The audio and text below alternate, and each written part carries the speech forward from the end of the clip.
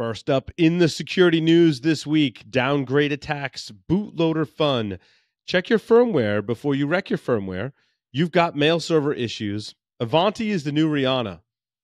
We'll explain. You should probably update your BIOS. Actually, not probably, you should. Actually, you must update your BIOS. Openwrt dominates, and not in ways that you think, and attacking the security tools for fun and profit. And Adrian is also really fired up about vulnerabilities, CVEs, numbering, and all kinds of fun vulnerability things. So we'll talk about that probably at length. Then we've got Trent Lowe from MMC to discuss things not to miss at Black Hat, DEF CON, and B-Sides, unless by the time it airs, you've already missed some of the things. It should air before DEF CON, so you're good for that part. And Trent runs a website called defconparties.com, and he'll tell us all about that. So all that and more on this episode of Paul's Security Weekly. This is a Security Weekly production for security professionals by security professionals. Please visit securityweekly.com/subscribe to subscribe to all the shows on our network. It's the show where exploits run wild, packets aren't the only things getting sniffed, and the cocktails flow steady. It's Paul's Security Weekly. SOC analysts are often overworked and underappreciated.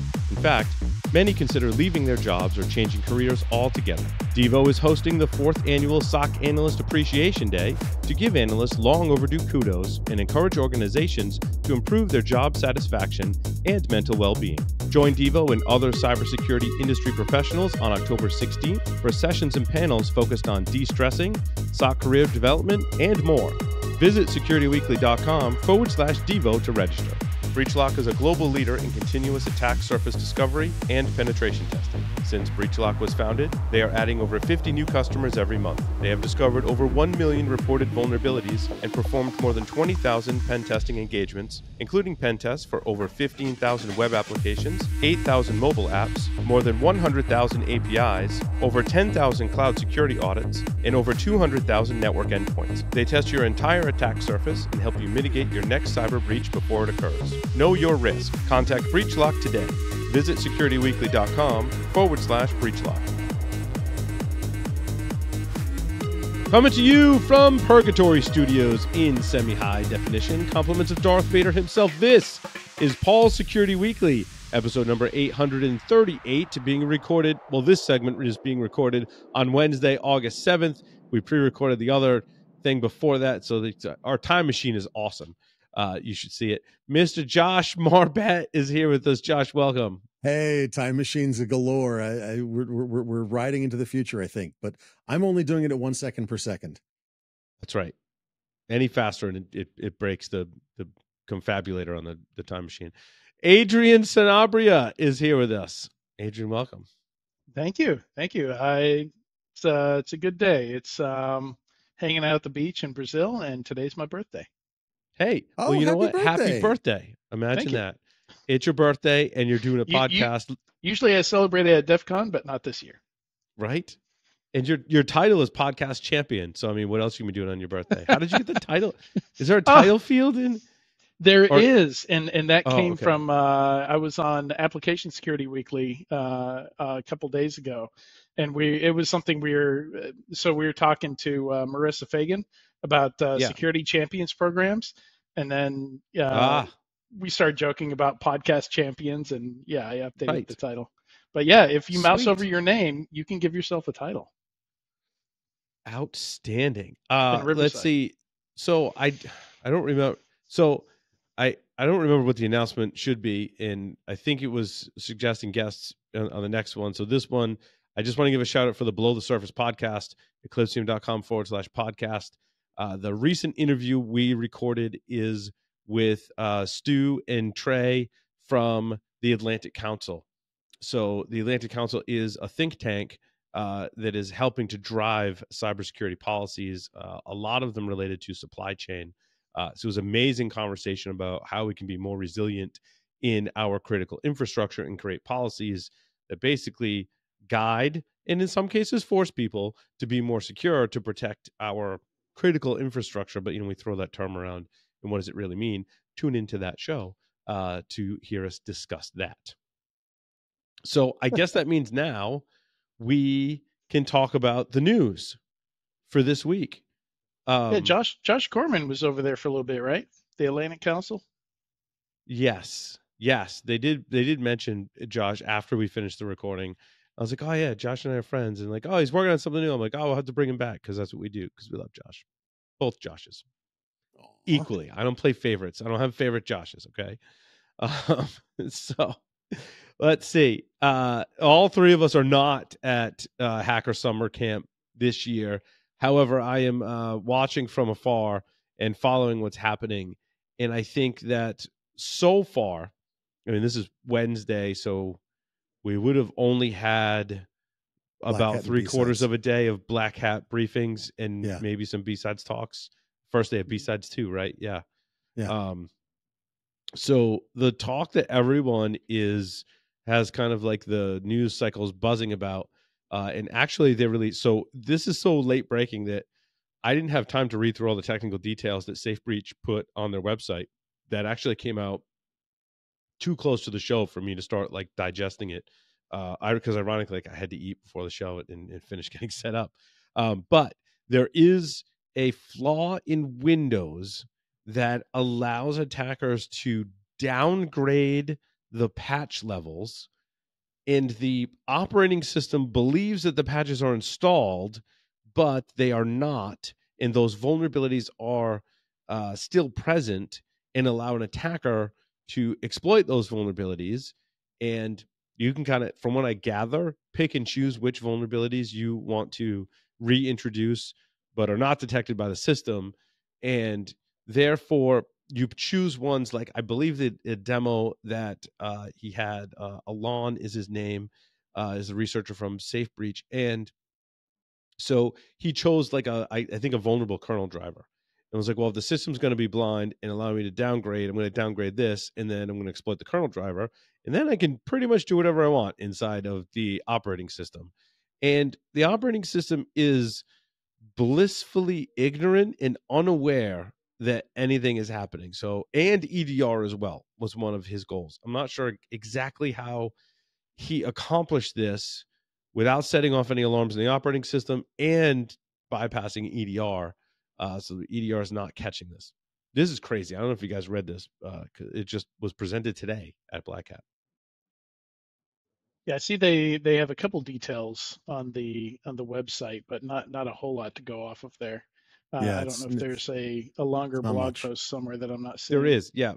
So later this afternoon, I didn't even get a chance to put in the show notes, but SafeBreach released a lot of technical details. Oh, okay. Yeah, I was looking at their website, but I must not have like I said, I couldn't.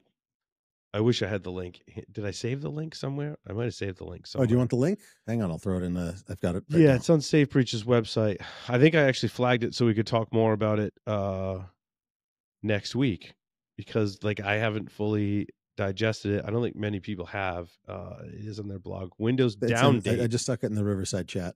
Thank you. Downgrade attacks using Windows updates. Yeah, they're calling it Windows down date. Yeah. Which is actually like one of the few names that actually makes sense. It's not poodle date, you know. Right. They do reference the Black Lotus U EFI bootkit that performed a downgrade attack as part of that exploit chain, which is interesting too. So yeah, I actually say in my update, like, I can't wait to get more details. There are more details on this post, but it just came out like mere hours ago. Oh shit! They can do it for Hyper-V as well. It uses it because Hyper-V tries to enforce, what did they call that? VBS, Windows Virtualization Based Security. Terrible including acronym features. To use. What's that? A terrible acronym to use there. Terrible. It's an overloaded term for sure. Within the same company. Within the same company. I know. Yeah, exactly. So VBS, which is not the scripting language, but VBS, the virtualization-based security from Microsoft, includes features such as Credential Guard and Hypervisor Protected Code Integrity, or HVCI. I don't know if you want to rank that algorithm in the grand scheme of things. At least I believe it to be pretty unique, at least in Microsoft's realm. So even when enforced with UEFI locks, Not sure what UEFI locks means in this context. If my guess would be perhaps data stored in a variable, and variables have different permissions, and maybe they can write something to a UEFI variable and change it, or it speaks to like on the SPI flash, certain regions are basically locked and have different permissions. So I'm not sure what that means. Again, this like just came out, so I haven't had a chance to ask my coworkers how UEFI locks plays into this, or what those are. Yeah, there's a lot to read here, but it looks pretty devastating. Basically, downgrades, uninstalls patches, so makes you vulnerable to stuff that you thought you patched to, Right. and convinces it to lie that it is fully patched, so it's invisible to you, and yeah, like really thought through it, like preventing you from patching after the fact. A lot that he planned for here. I mean, this is pretty close to a downgrade must be perfect persistent attack. so that future software updates do not overwrite it. The downgrade must be irreversible so that scanning and repairing tools will not be able to detect or repair the downgrade. Pretty amazing research when I read what he set out to accomplish. He disclosed this to Microsoft in February, and I don't think we have a good fix. I think Microsoft is working on a fix. And somehow blessed him to give this talk, which is, well, I guess you can give the talk, but he's not releasing the tools yet. Oh my goodness. This is literally a perfect attack with, I think, a single fish. Yeah, I'm not sure what privileges are required in order to. There's no trusted installer on here, which means that it's not going to ask for admin override or admin okay. You know what I mean? Oh, if this can be done even without admin, that's a bad day for Windows users. So I'm trying to read this, but it's a great question. We should have just brought him on the show. I mean, it's certainly attractive to somebody that doesn't want people to know that they're there. So I wouldn't expect to see like ransomware using this necessarily. Yeah, ransomware does not want to be found until the damage is done. Then they don't care. Yeah. So I think there is probably a smaller time window in ransomware where they don't want to be detected, because if you do, you could prevent the scope of the ransomware attack, or perhaps prevent it entirely. Mm-hmm. So they want to maintain stealth for some period of time. Many other threat actors would prefer that they never be found. Craziness. He's basically, if I read this correctly, he's basically, as soon as he changes a registry entry, which holds the location of the upgrade, which is not digitally signed, and it's not protected, and it's not locked, a registry key, the minute you do that, the machine then reaches out with the stock Windows update, gets with the new Windows update from where you put it, which is the corrupt one, and updates the machine, and it looks good to the OS. And it thinks it's fully updated and reports, "I'm good, thank you very much." That's just frigging terrifying. It's pretty beautiful. I'm excited.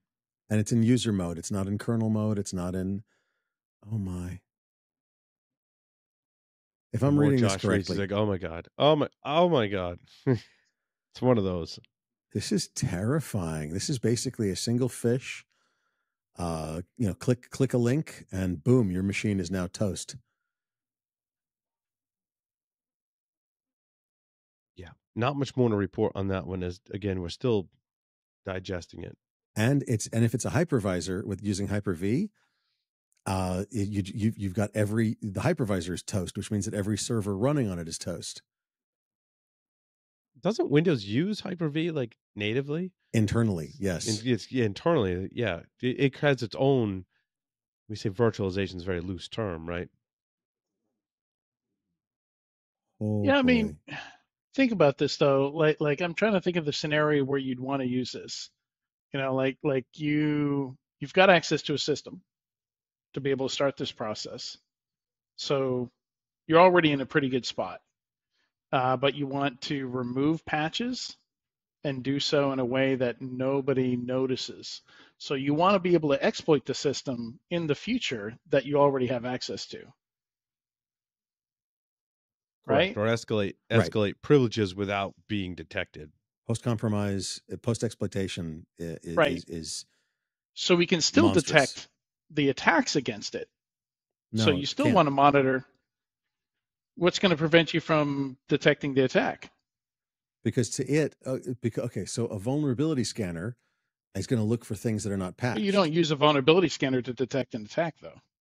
True, but it was what Adrian's talking about is, but detecting, like, once I gain that privilege, I'm not just going to sit there and be like, oh, like, hey, look, I'm high privileges, like I'm going to do something. So the post exploitation stuff is potentially visible, potentially visible to. It's always, I mean, it's always visible in some. If you got something like, on the network, yeah.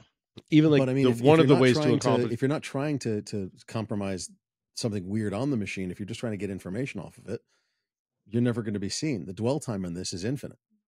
Yeah, but it's the same thing with UEFI. Like, I can put malware in Windows operating system. For example, if have access to UEFI and I've got code execution, I can start doing the moon bounce. I think was the best example, right? Each process in the boot process, I hook and I add code, and then, by the way, like, I'm in the kernel, but then I have to do something, right? Whatever I do, that access, still have what's the point of that access if you're not going to do anything with it, right? I still have to either disable or bypass the EDR, right? And I mean, conceivably, no. They said that he said that he was able to do this with Defender up and running, right, and not get caught. But then you have to do, with Adrian's point, you have to do something else. On the system. That's valid, right? That's valid. Yeah, that's valid. Yeah, you're just going to uninstall patches and never do anything evil. Then who cares? Like, if you were to, depends on what your aim is. If all you're doing is going after the information on the system, well, that's still detectable, right? Potentially, you're going to access a file. It depends on how fancy you want to get. I mean, the only thing it's lying about is patch level, right? Right. All your detections that would detect somebody dumping creds or somebody exfiltrating data, all that still works. The rest of it is up to the attacker, right? The attacker could the patches to to something that is now vulnerable to a CVE that'll do anti-forensics.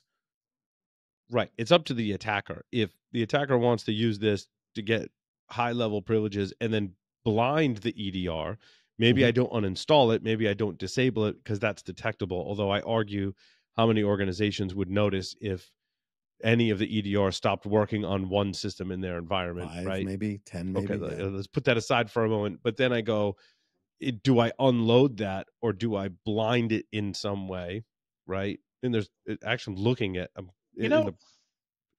there's something you could do. I'm not quite sure what the techniques are. I wonder if you could create a canary of sorts, like something that if you removed it would alert you. Like if somebody tried doing this, like, you get into this. It depends on how the downgrade works, right? Do you have to run binary code to downgrade? It's a cat and mouse game, though, right? Between attackers and defensive technologies, right? Like, we're each trying to get the highest level privileges and the lowest level areas from the operating system to get there first. If you disable me, then I can alert. If the attacker can, and before that, they can disable it. So this is like all a big cat and mouse game, which, I mean, a lot of it is not theoretical, but not necessarily what's being used 90% of the time. That's, most attackers are not going to this level to blind. They don't need to, into us, right? Because they don't need to, right? Right. Well, they don't have to in most circumstances, right? Yeah. They can accomplish their goals without getting fancy. This fanciness requires a lot more planning and execution of your plans and process right now. And I truly believe attackers are going to get there. In fact, I think I said that in one of my other articles. I think this is going to be an attack surface that is not going to go unnoticed by attackers as much as it is now. Is my prediction. Where did I predict that? In one of my stories, I predict that. Not in bootloaders, not in, it's in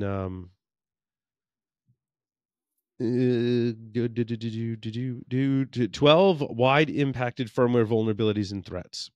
So this was nice to see others recognizing that by the way, there are vulnerabilities. And so now we're talking even a step deeper into a system. So they say attackers have long developed malware implants that infect BIOS or UEFI, providing them with low-level persistence and stealth and the ability to reinfect the computer if the OS is reinstalled or the hard drive is replaced. And that, I think, is the big differentiator between UEFI and I'm on the system and I've used the down data attack to expose vulnerabilities that I can exploit, right?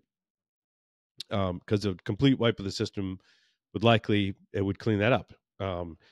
So they also say there's vulnerabilities in no shortage of UEFI vulnerabilities, which is also true, specific to one vendor. Sometimes they are, sometimes they're not. So while it's not the most common attack vector today used by malware, UEFI, in my opinion, is ripe attack surface that allows attackers to hide, maintain persistence, and importantly, bypass OS protections because you're loading before the operating system. This will be a more common tactic in malware and before for years to CrowdStrike. come. Right. Well, I mean, CrowdStrike is definitely, I mean, that's one of the reasons why CrowdStrike is a kernel driver and loaded early on in the operating system is back to our cat and mouse game, right? They're trying to get it as early as possible in case an attacker is in as early as possible, right? So we don't have great. So part of my prediction is like right now we don't have great visibility into UEFI. I mean, we could, but I don't think we've implemented the right. It's not a priority. Yeah, it's not a priority for a lot of organizations. This is my daily struggle, because updates are super difficult. Even if you get a fix from the vendor due to supply chains, fixes are not being issued for end of life gear, and many organizations just don't prioritize firmware updates. Right, which an end of life justifiably gear is so. Show me 40 times that it's happened in the last month. What's the probability that we'll get smacked through a firmware problem? Right. Until you do. But also you're not looking there. So my counter argument to that is you're not looking there. Like if you were, how would you know? Right. So the analogy I use to CISOs and CEOs that ask that question is, okay, I want you to go jump in a pond infested with crocodiles. You can't see where they are, but there are some in there. What is the probability you will get bit by one? I don't know, but do you really want to walk in there without armor and a boat and a shotgun? And pieces of meat. Well, pieces of meat not hanging perhaps as meat pants, Right. Not meat pants. Right. Yeah, that's not a great idea. No. Meat pants? It's never a bad idea. Come on. Only Lady Is it Gaga. cooked or is it raw? Never mind. So I guess it ties into to finish my rant. I read an article that said you should update your BIOS, but not as often as you think. Yeah. And this was largely targeted at gaming. And obviously, I think you should update your BIOS. The security benefit is not only the updating of the actual UEFI code, which could have vulnerabilities, but it also could provide, and not in all cases, but could provide updates to your secure boot certificate chain and or revocation lists. It could provide CPU microcode updates to fix things. If it provides more FPS, you'll get more people doing it. Right. It could have other benefits. And the example that I gave is actually not a security related one. I updated the BIOS on my desktop computer because I saw things in the dmessage logs in Linux that were USB errors. And I've been fighting audio issues in Linux for a long time on this system. And I've changed numerous things. Face. Right? Because when you have audio problems on Linux, your first inclination is to blame Linux. That's just running Linux. You blame Linux, right? And I did too. And then I saw specific messages, and then some of the solutions to those specific messages that came early in the boot phase, in the kernel, I should say, said that you should probably look into updating your BIOS. And I looked, I'm like, all right, yeah, I've been putting this in. Even me, who was like, yeah, you should update your BIOS. I was like, yeah, I'm kind of putting it off because we don't like firmware updates, and what if it goes wrong? And I get all that, right? But so I did, and it fixed my USB issues. Nice. And knock on wood, I've had a much better experience. Like all the audio, my audio devices would just occasionally just go away, and it was very sporadic. And that hasn't happened since I had a BIOS update. And those messages, error messages about the USB devices went away from the kernel.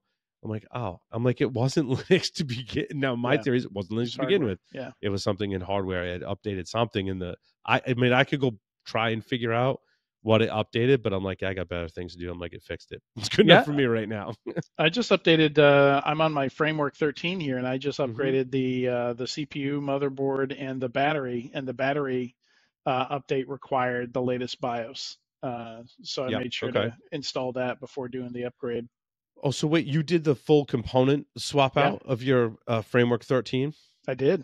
I thought it was kind of pricey. Did you think it was kind of pricey? I mean, I love Framework. I'm sitting in front of a Framework for right the now, CPU I was upgrading to, no. Okay.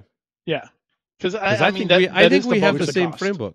I think we had the same Framework 13, which I'm sitting in front of right now. And I think now you have a better one than I do, obviously, because you upgraded. It was like $580, something like that. Oh, the ones I was looking at was like 1,000 or something. Yeah. Oh, no, I paid like $580, and I went from a 4-core to a 12-core, 11th gen to 13th gen. Oh, no joke. That's totally worth it. Wait, do you have the 16-inch framework or the no, 13? And it was $500 for an upgrade? Yeah.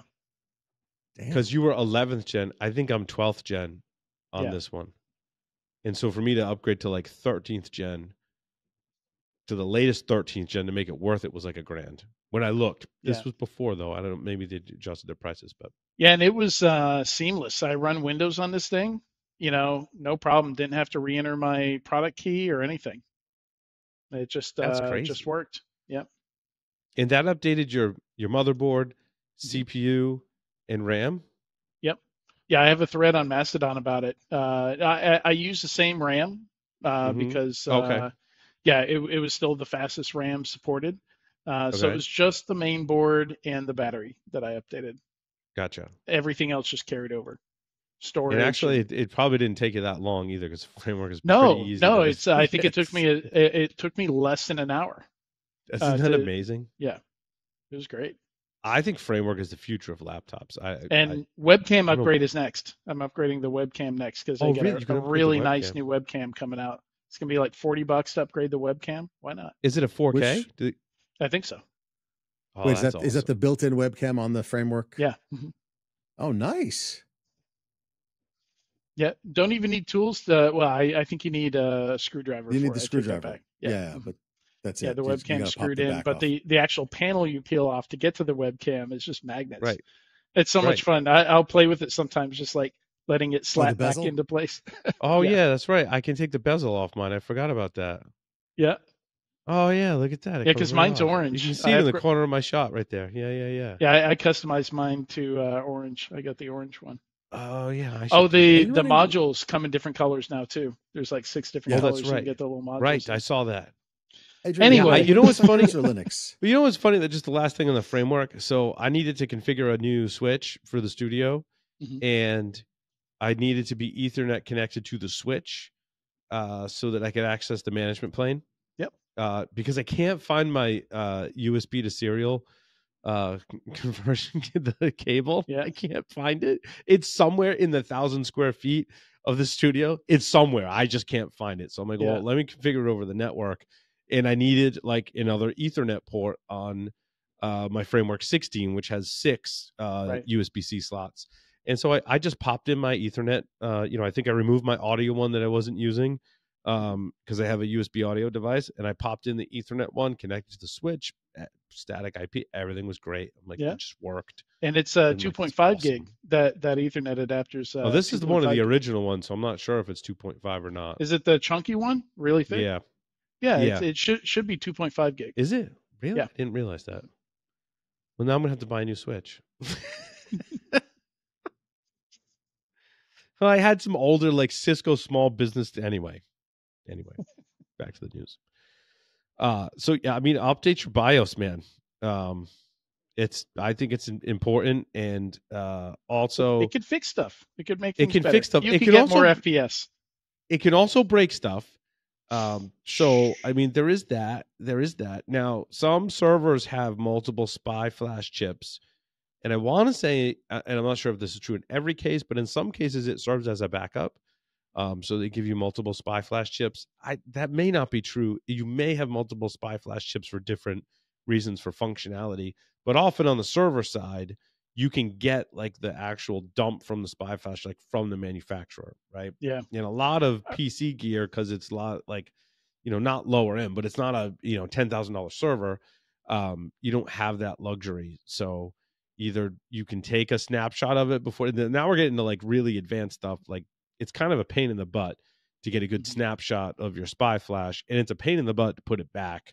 And it doesn't always work the first time. You're starting to highlight why people don't update BIOS. Correct. Like I remember seeing a survey of people on why they didn't update iOS, and it's because doing that on Apple is a pain in the butt because the new image is huge. It's multi-gigabyte. Most people end up having to delete a bunch of stuff to be able to download it. It takes a long time to download, takes a long time to install, and the result sometimes people have bad experiences from it. And I was going to say, the result what's the failure rate on firmware updates? People don't update. I mean, it varies. Yeah, it varies, but people will. I think there was years ago we covered a study that said people will upgrade for new functionality. Yeah, it won't upgrade if it's just a security update. If it's a security update, they don't care, right? Yeah, it's got to be something for them. Something in it for them. Got to be something for them, right? And that, I think so. The theory was that's why companies bundle the security updates with functional updates. Like you got to get both. You can't choose one or the other, because otherwise no one would ever apply the certainty. Like, oh, I just want the new shiny emojis and text message features. I don't want the secure update to the SMS app or whatever. More folks should do that. 10 more FPS. Come on. Do it. Yeah. But no, seriously, like what functionality are you going to get in a new BIOS update? And what is the brick rate of BIOS updates? Because I'll be honest, it's a hell of a lot more than updating Windows. Okay. It's a hell of a lot more than updating I don't know. Most personally, things. I've never had a brick from an update. A BIOS update? I have. Yeah. It was a power glitch. I mean, as long as I didn't pull the cable or like if it was power glitch, yeah. But that's that's you. That's my power. That's a you flickered. problem. That's not a firmware update problem. You're right, but it's much more sensitive. It's still more the danger there. Correct. Yeah. So my power flickered while I was doing a BIOS update on a laptop. That's probably 10 or 15 years ago. But yeah, back when I did BIOS updates on laptops, at this point in my life, I just buy a new laptop these days. Let's be honest. When was the last time? I mean, but the other problem is they stopped, supporting a laptop and making BIOS updates for it. So yeah, get a new one, unless you find ones that are still being used today, like to run this podcast that I know it has vulnerabilities in UEFI, but there's no update from the manufacturer. And it's I personally can't fix any of that stuff. I mean, I could try, but it'd probably end really badly. And so, yeah, I just monitor, I monitor. We were talking about that actually today, that replacing legacy gear is the answer we like to give as security professionals.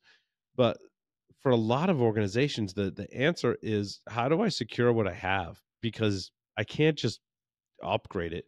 And the example that was given was an MRI machine, which is interesting because my wife has witnessed an MRI machine being installed in a hospital.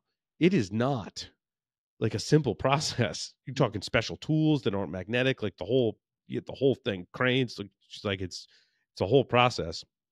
So a lot of gear you just can't, for a lot of reasons, upgrade it. So what can we do? What can we do to secure the legacy? Most of the MRI attack surface is the PC connected to it, right? Yeah, not the MRI itself. But I was going to say, like, because they're Windows 7. Josh was mentioning, firmware update risk versus Windows updates risk. And if you take the Mac model into account there, and you ask somebody when the last time they updated their Mac firmware was, they would have no idea, because it's just invisible to them. It's just previously update. Previously they had to opt in, and there was a study released that said, like, basically no one did it. Yeah. And now it's invisible. I think that changed. Like my Surface, so I have a Microsoft Surface that runs Windows. Doesn't run. I didn't put Linux on it. You can't put Linux on it. I didn't put Linux on it. Runs Windows 10. I'm afraid to go to 11 on it because things are working, which is I'm part of the problem. Don't change. Right, that we're Don't talking change. about. Don't change it, right? But the firmware, because Microsoft owns the operating system and the hardware, Yeah. The firmware comes through Windows Update. So my okay. UEFI updates, all my other firmware updates, all come through it. And I think Apple adopted the later on since that study that I referenced previously. I think you're right, Adrian. They just do it for you now, right? Yeah. You don't have With an the Apple option when you Silicon. update. When you update it, it updates the firmware with it as well, right? Like BIOS updates really need like a PR, like an image overhaul, right? Like you go and I do a agree. BIOS update. What are you presented with when you do a BIOS update? The most ancient looking like it's DOS terrible. screen, not even ASCII art, like little dashes going across the screen to show you progress. my Asus motherboard that I did has a more modern interface. It's not great, but it's modern and has a file chooser, and I can choose the update file, and it validates it, right? Because there's actually a whole bunch of research that we did at Eclipsium a few years ago, and how these updates are packaged, right? And usually a UEFI update comes in the form of a capsule. That capsule signed, and the capsule just has like the updates. It's like a diff, right? It's not the entire UEFI image. It's just, hey, here are some changes. It's cryptographically signed. It's valid. Cool. Apply these changes, right? So it's a patch, not a full update. Which I don't know when that was introduced later. I think when us old folks think about BIOS updates that you had to do with the floppy disk. Mm-hmm. I'm not sure if was there a concept of a capsule, or did it just overwrite the entire SPI flash? That's a great question for my coworkers. I'm pretty sure it would, right? I think because capsule was a newer, because we didn't have any signing or anything like that. Capsules were introduced, I think, for the purpose to be signed, right? Yeah, and effectively the concept there was that there was not enough room on the chip that held the BIOS to hold. To hold everything, to hold it temporarily while you just overwrote the whole fucking thing and prayed to God that your power didn't flicker. It was Indiana Jones swap situation. Correct. Swap the idol. Great with analogy. A bag of sand. Yeah. Great analogy, really. Yeah, seriously. And it was terrifying when you did it. I've done it a few times, and it was like, oh God, I'm going to brick this thing. Now imagine doing that for 100 computers at a small company. Yeah, nobody's going to do that. Nobody's going to friggin' do that. So, because as well, there's the budget aspect. You just bricked 5 computers that your MSP or your leaser is like, nope, screw you. You're paying for them all. For what benefit? Your boss is like, right? That's coming out of your budget. Exactly. What benefit is it? Oh, there's what perceivable benefit would you have gotten from that BIOS update? Nothing. Right? Not a God blessed thing. Really quick. 0 FPS as far as you know. Right. I want to round out the BIOS. I'm gonna wear that FPS out. Like that's... Wear it out. It's good. I love it. I think it's great. So obviously, like a lot of this is driven by what I do in my day job and what interests me, right? This is my area that I work in for my day job today. So I just want to round out a couple of things. Firmware related. Someone wrote an article, 7 ways to check firmware version on the Linux command line.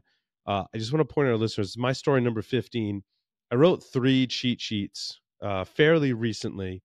Linux, I put the Android one in there twice, but there's Linux, Windows, and Android.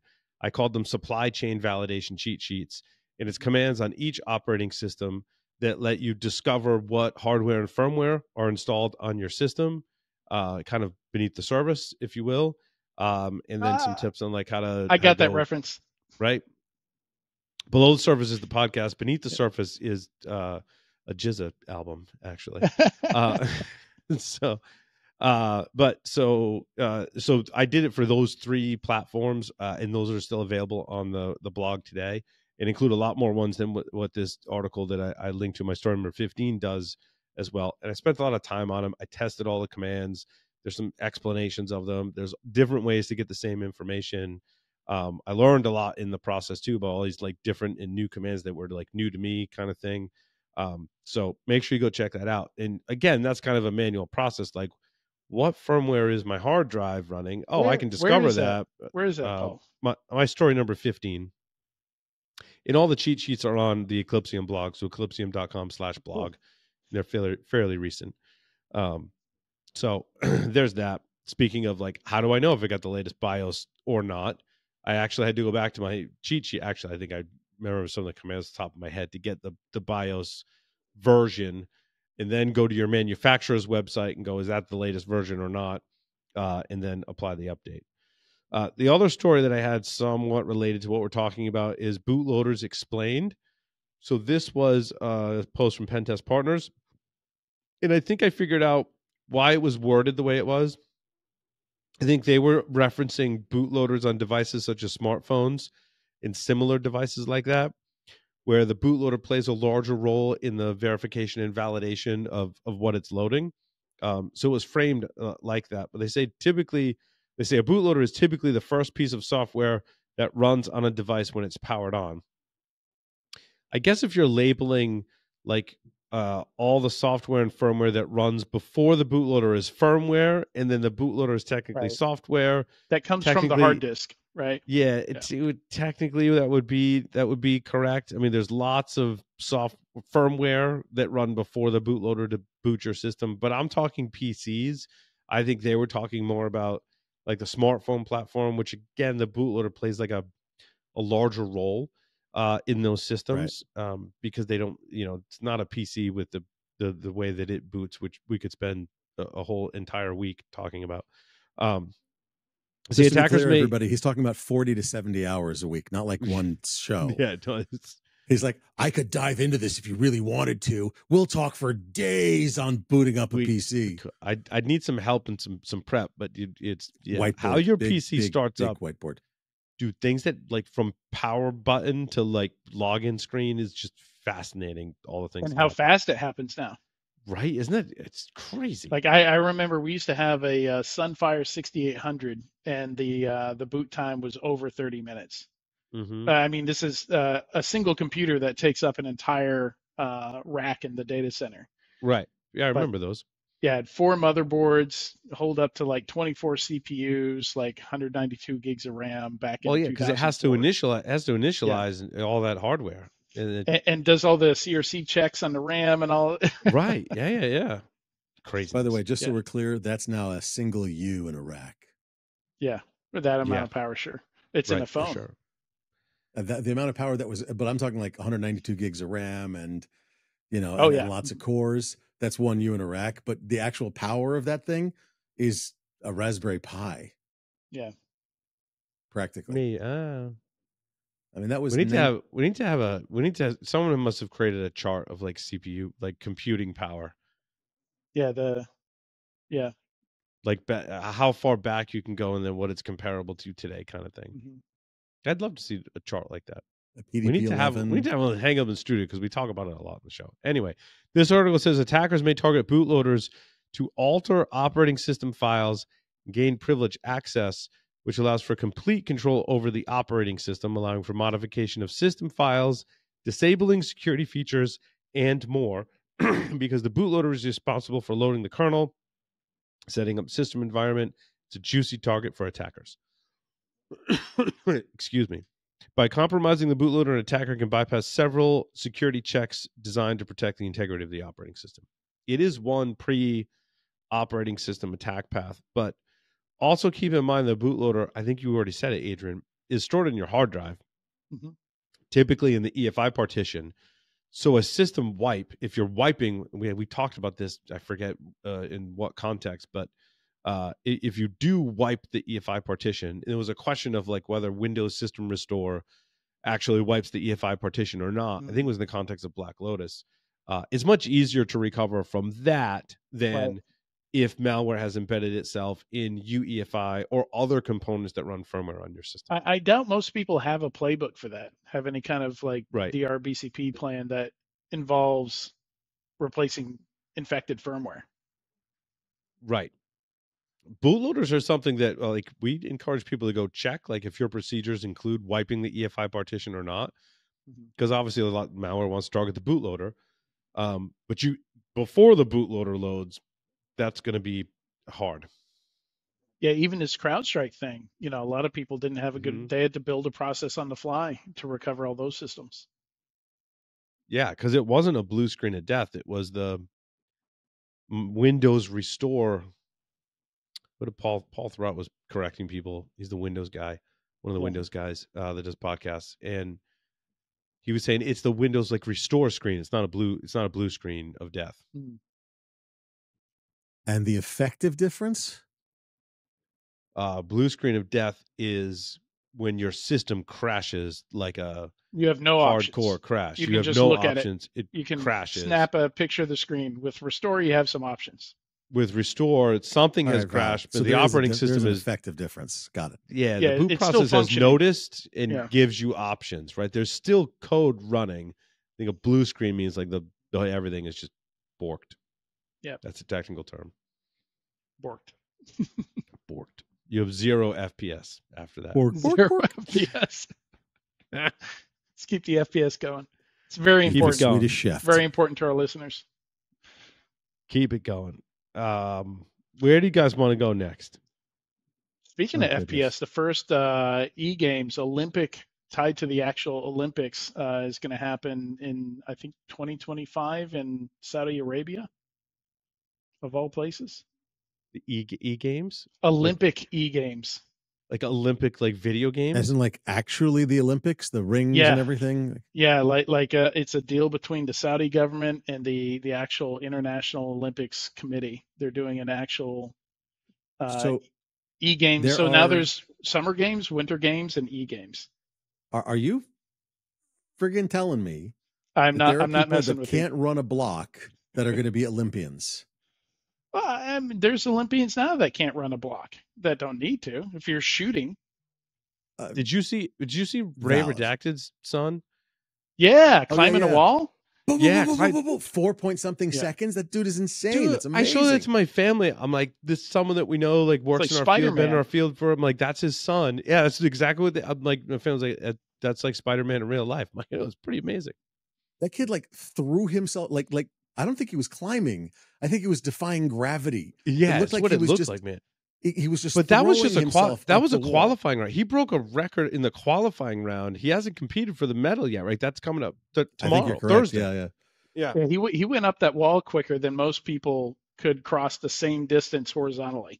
Yeah, exactly. Yeah, Exactly. Agreed. Yeah, it's just defying gravity. It's amazing. Like I they mean, should have the starting gun, like, all right, you go that way, and Yeah. we'll see who gets there first. Like, it's amazing to think though, like, back to the kind of the e-games thing, like a lot of these Olympic athletes, when they show like their backstory, they show them when they're really little, like that was their sport, like the pole Yeah. jumping thing and a lot of other sports. Yeah, right? Like, sailing. I was watching sailing. They say they start at 8.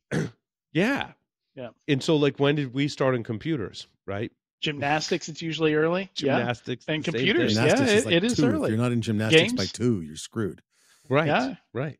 I started gaming Um, when I was 6 or 7. I There could you be go. an athlete. You should go in the gaming. And I suck at video. I mean, I play video games. I suck at video games. No. Actually, for e-game, for actual video, I learned this for some reason, but for video games, by the time you're 15, you're done. 20 at most. because your reaction times and Your stuff like that. Twitch. Yeah.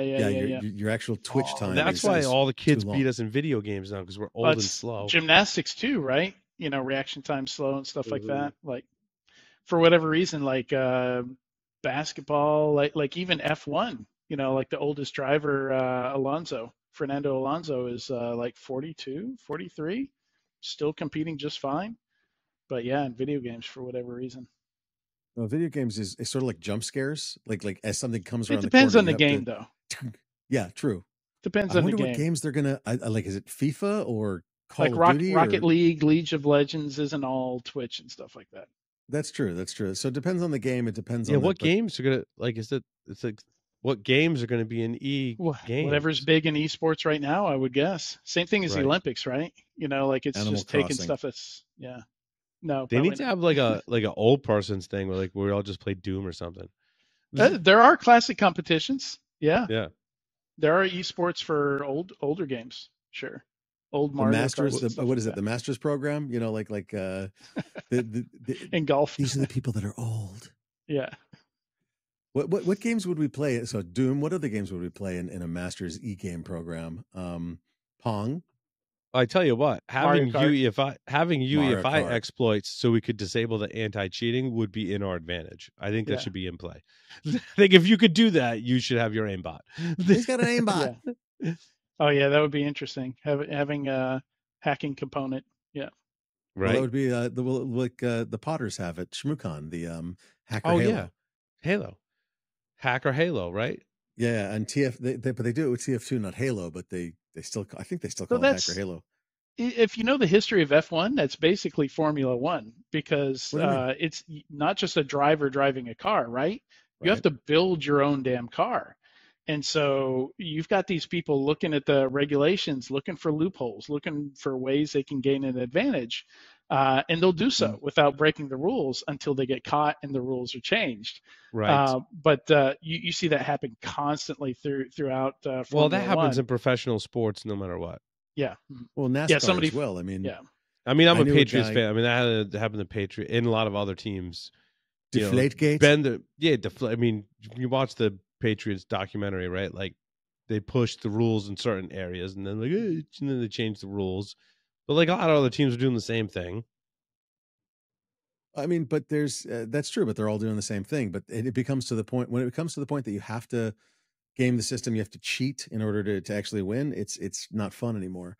I knew a guy that for NASCAR he could take not a carburetor, feeds the air intake, and he could cut it up, shave it down, and then weld it back together.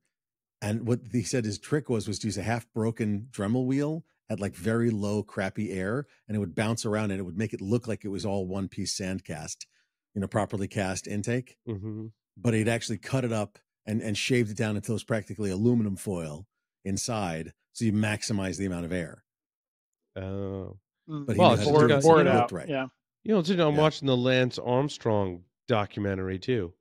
It seems like that was a similar case of what we're talking about. Like everyone was basically, dope using some Major League Baseball back in the same thing. Every sport has its right? Pine tar bats and crap like that. Like come on. Baseball, basketball though. Basketball has athletes gotten in trouble for? I'm sure they have, but there wasn't like a big. I don't know. The big basketball scandal was the ref. What was his name? That was betting on the games he was reffing and stuff. I forget his name. That's kind of bad. That's an interesting documentary as well. Yeah, it's bad. Well, you're not supposed to check your own work. In compliance, that's what you don't check your own work, right? Right. And when you're a referee, it would seem to be inappropriate. Well, it wasn't just that, and it relates to our field, I think, very much so. It was basically inside knowledge. So it wasn't so much that he ref the games and tried to make them go in a certain direction. I believe he did do that as well. But he would also say, I know this ref doesn't like this star player, and there's a story there, and this other star player is sick, and so nobody else knows that, but he has insider knowledge, and would go, based on all my insider knowledge, here's how you should place your bet. I think he was right 84% of the time or something like that. He makes some money off of that. He did. He basically, the thing I got from the documentary too is he's lying about how much money he made. Like that's just like the investigative hacker minds that most of us have in the field of like we're skeptical of fraud. We can spot fraud from a mile away. I'm like, yeah, no, dude, you've made way more money than what you're saying. Kind of. Yeah. Like one of the things they did in F1 is they put in 2 brake pedals. Mm-hmm. So basically you could use the brakes to direct the car. So you could hit a brake pedal for the like a left brake and a right brake. You mean? Yeah, I think it was left brake and I don't think it was front and rear. I may be getting it wrong, but I think it's McLaren that did it. And they looked through the rules. They said there's no rule that says we can't have 2 brake pedals. So they would and they could get a couple seconds a lap by using the brakes to help turn the car while under braking. Because in F1, there's only 2 things you're doing with the pedals: 100% on accelerator or 100% on brake. Like there's no feathering of anything. But if you could turn the car with the brakes, you could 100% brake and get an advantage and move better than everybody else. And they got away with it for like a couple of races, and then people looked in the cockpit and they were like, what is that? Why are there so many pedals down there? And they changed the rules. And they had a clutch back then still too. So there were 4 pedals in there. Somebody looked in there. There was 4 pedals. Yikes. That's going to be wild. Yeah. What was the story? Oh, was it Qualis' report that you were looking at, yeah. Adrian? Yeah. So this one, The stack, I don't know if you guys read the stack. The stack usually has some pretty interesting. It's kind of like the register in a way. Right. Yeah, they're very in the register kind of vein. So they say Ivanti is the Rhianna of CVEs, which, I mean, this headline caught my attention because I'm like, what do you mean? Yeah. Is that because they make us work to fix vulnerabilities? Like, what are you talking about? But what they're saying is that Ivanti vulnerabilities, even though they're older vulnerabilities, are still being exploited by attackers. In fact, they're like the top 3 exploited. Now we'll talk about what exploited means in a moment, but just on the surface, that's what they were getting at. Much like Rhianna's music, even though it might be slightly older, is still popular and people listen to it. Which, all right, well, musical taste aside. Yeah, I don't think that it's maybe coming from somebody who's a little bit out of touch. It's been 2016 since Rihanna's had a top 10. Right. But they're still saying people, I guess they're saying people still listen to. I guess Ivanti's older vulnerabilities are still in the top 3 in our charts. Right. But in top 3 in our charts is a bad thing, not a good thing. And it's unclear. They say they have over 25 sources for threat intelligence. But I've seen this kind of reporting go wrong in the past. I mean, the top 10 list looks like it could be legit. But I remember years ago, the Verizon DBIR had a top 10 exploited vulnerabilities list in it. And it wasn't so much that they got bad data, but that the data scientist involved with putting that together didn't understand the quality of the data. And it was just raw IDS output. If you've ever looked at raw IDS output, you know, there's a lot of false positives in there. You know, so in the top 10 would be like Dave's WordPress slideshow plugin, and you go check out Dave's WordPress slideshow plugin, and it's been downloaded like 34 times in the last year. You're like, this probably it shouldn't be in the top 10. So they don't say where they got their data. So we have no way of corroborating what they're saying that this is the top 10, but fine. You know, Ivanti sounds like we know of enough public cases where it caused pain, right? Right. So they say just a few. Yeah. Yeah. So that's interesting to say, like, what's most exploited. You have to base that on something, but like in your case where the not so popular software skews the results is also interesting, right? And usually that skews there's more WordPress vulnerabilities than any other software else because everyone can create a WordPress plugin. If it has a vulnerability, there's companies out there that just flood the CVE database full of them, and it skews. There's like 20,000 plus WordPress plugins, right? So yeah, of course it's got its own, it's its own ecosystem. Yeah, and I think if you removed all the WordPress plugin vulnerabilities and then analyze the CVE data, you'd be much better off because it just skews it. Without without the WordPress data, who do you think would have the most? It's always Microsoft. It's always Microsoft, but it's always Microsoft. Is it Microsoft Windows or is it all Microsoft products? Because that's Windows. I'm kind of curious. Yeah, no, it's still Windows. Yeah, Oracle. Yeah. Patrick, what's his last name? Patrick Garrity. Garrity has done a lot of those visualizations, and it's always Microsoft, and within Microsoft, it's always Windows. He does amazing, and then Office right behind it. Yeah, he does amazing stuff. He sent me one of the recent ones he published, and I haven't read it yet. But he's at Volcheck, and he's doing some pretty cool work over there, along the same lines of like what Calls is doing, analyzing vulnerabilities is really interesting. The other thing they say.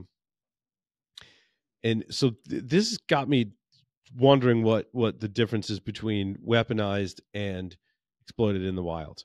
So they say in the first half of the year, this year, the annual count of reported CVEs rose from about 30%.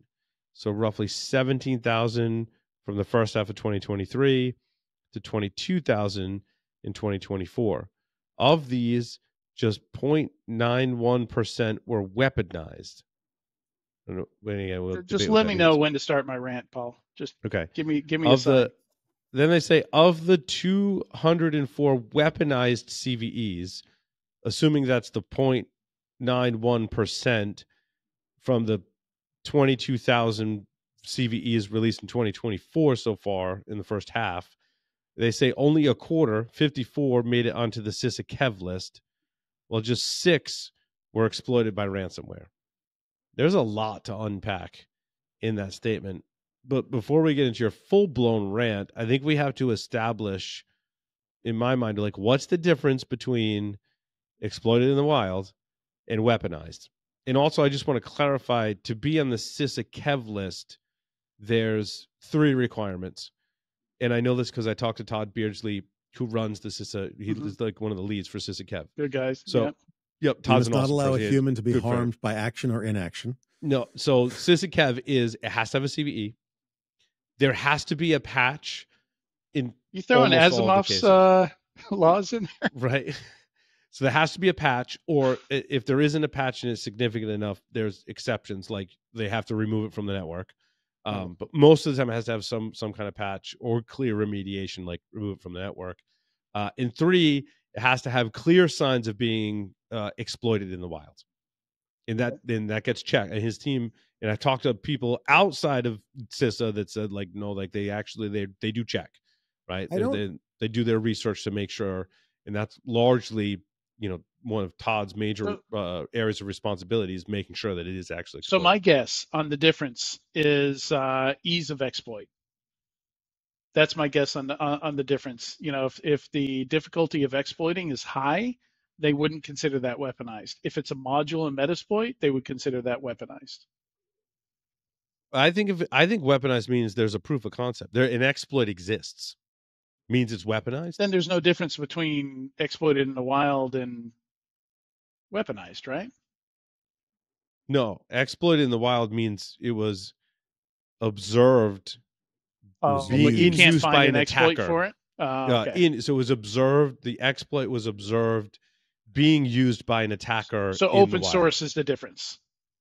No. Open source versus closed source. If somebody writes I looked at exploit publicly available machine, versus not publicly available. Well, if somebody writes an exploit for your machine and exploits your machine, Adrian, they have used it in the wild to exploit a machine. Therefore, it meets the definition. However, if I then rewrite it to be generically usable on all different types of machines, then it's fully weaponized. I looked at weaponized as different. I looked at weaponized. I can't think of any cases where there would be a difference. A vulnerability is weaponized if a public exploit exists and works reliably. No, I don't know. Because in Metasploit, like if something has Metasploit has a score. Yeah, there are some exploits in that 99% of the time will just crash the process. Yes. You don't get. So now you're splitting. Yeah. So you could split. I agree. I don't know if that's what they mean. So I think it has to be reliable. Qualis didn't explain. Maybe I just didn't find it. What's your cutoff for reliable? Right. That's the thing. So now you're splitting 75%? Weaponized into like exploit exists. And this is the thing. I think they do this in EPSS too. Like exploit exists. Well, in CVSS also. Yeah. And exploit is like working exploit, like reliability of exploit. And then there's like, I saw someone use this in an actual attack in the wild. Right. So all of those are interesting things, but you got a reliable exploit. That's actually an interesting question. Yeah, because there's all kinds of exploits out there that you can't get a useful payload into. So it's basically useless. Like sure, there is an exploit technically, but you have 2 bytes to fit your payload in. So it might as well not exist. Actually, I think that's the key.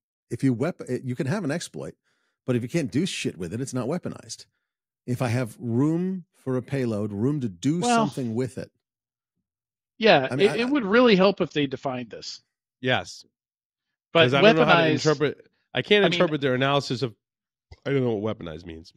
I was thinking weaponized meant script kiddie ready, in short. Right. That would be anybody can go grab it and use it. Simplified. That'd be simplified. Vastly different interpretation than what we were talking about. I get that's how I took it. And I was thinking the same thing for a bit, but weaponized, if somebody writes custom attack code against a specific client, is that a weaponized exploit? Yes. Well, yeah, that counts. So the SysAkev, and I asked Todd about this, SysAkev doesn't care if it was used once or if it was used 1 million times. Right. The criteria is someone observed it being used in the wild, which is another. I wouldn't consider that. Yeah, weaponized to me means anybody can go out, grab it, use it. And I want to say that's not reflected in EPSS, because I talked with Jay and Wade from the Scientia Institute about this EPSS. They're one of the. I think it is. I think it does take I know it takes into account Metasploit modules. So Metasploit module, if it exists as a Metasploit module, that is part of EPSS. Yeah. And it's highly weighted in EPSS. Metasploit. Right. Well, if it's in Metasploit, it's already been exploited. EPSS is the probability it will be exploited. But no, so EPSS will give you a lower score until it shows up in Metasploit. So that is one of the downsides of EPSS. I don't know. You have to go back and listen. No, there's a bunch of examples of this that I've gone through, and it'll give you like a 0.1, and then the day after Metasploit module comes out, it jumps up to a 0.9. Oh, so that because EPSS is probability of it being exploited by attackers in the wild, not if an exploit exists or not. Yes, you're correct. Yeah, it's the likelihood of an likelihood that an attacker will use it, right? Mm-hmm.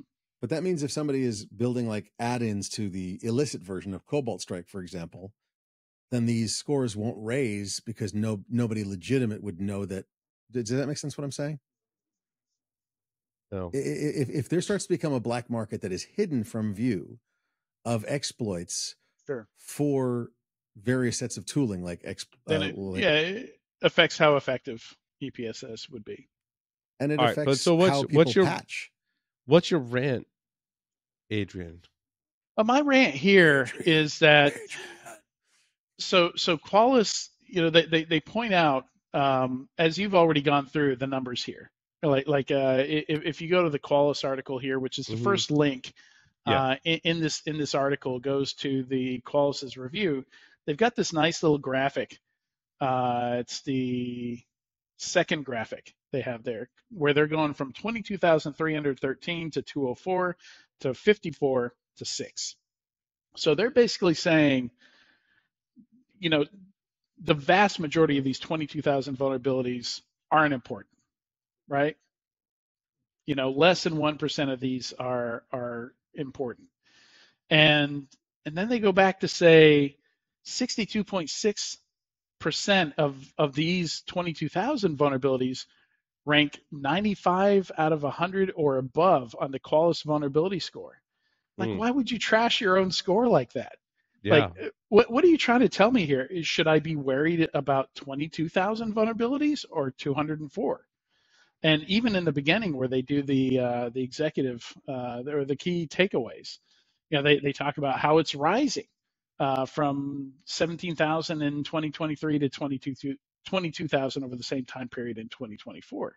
And then in the very next bullet point, they're like, and all that's bullshit. You only need to worry about 204 of them. And so I took CISA Kev, and I wanted to know, based on when the CV was published, what does that look like graphed out from CISA Kev? And so CISA Kev peaks at 2021 and then goes down from there. Really? Yeah. So the bulk by a little bit or a lot? I mean, the data by a lot, from 191 to 120. Yeah, the data is slightly skewed because sometimes the CVSS or the CVE, the year moniker is not. Yeah, it can sit there latent for a year, 2 years, sure. Yeah. Right, but I mean that's not. But for probably what, like 5% of the, I don't know, 5% of the CVEs. But for 40% of them. Yeah. No. I don't know about yeah. I'm just saying that skews the data, but in very small ways, because that's usually not. That's the exception. If I see that, it's the exception, and I'm like, well, that's wonky. It's 2024, but you just released a 2018 CVE. That's weird because anyway. But anyway, so, back to your point. What they're saying, you analyze the SysCav data, and by year, which again slightly skewed, but not enough to skew and change what we're about to say. Right? Is that most of the known exploited vulnerabilities are vulnerabilities from 2021 that were published in 2021. Right. Which is telling. Like, Yeah. again, these are ones that got CVEs that have a patch that are being exploited in the wild, are mostly 3 or 4 year old vulnerabilities. Yeah. Yeah, of course. So here They've been they are around long saying, enough to have, and they're probably mediums as well. Mm. They've been around long enough to have Yeah. very well defined, very well written, very clear, Oh, very reliable but exploits. To your soon- point, Adrian. But soon, so I was talking with Todd Beersley about this. Soon there will be CWE data published with the Kev. There's a field for it. It's not yet populated. Oh, Todd's like, we're going to populate it. So then we'll be able to analyze the data and say, not only are 2021 CVEs the most popular, but these types of vulnerabilities are the ones that are most exploited by attackers. And is that remote code execution? Is that privilege escalation? Is that authentication? It's in the Qualys right? article, actually. That is part of the Qualys findings here. And it's so obvious, my eyes just rolled back in my head and knocked out wisdom teeth I didn't even know I had. And it's two things: initial access via public-facing applications and lateral movement through remote services. Mm-hmm. That's it. It's just two things. It's just two there's two. Well, so CWEs? they're mapping back to MITRE attacks. So that's T1190 and T1210. Yeah. That's It's fascinating. Yeah. Oh, the data you could do if you were to overlay MITRE attack, because I also interviewed Adam Pennington, who is the lead at MITRE for attack. Yeah. I'm going to be working.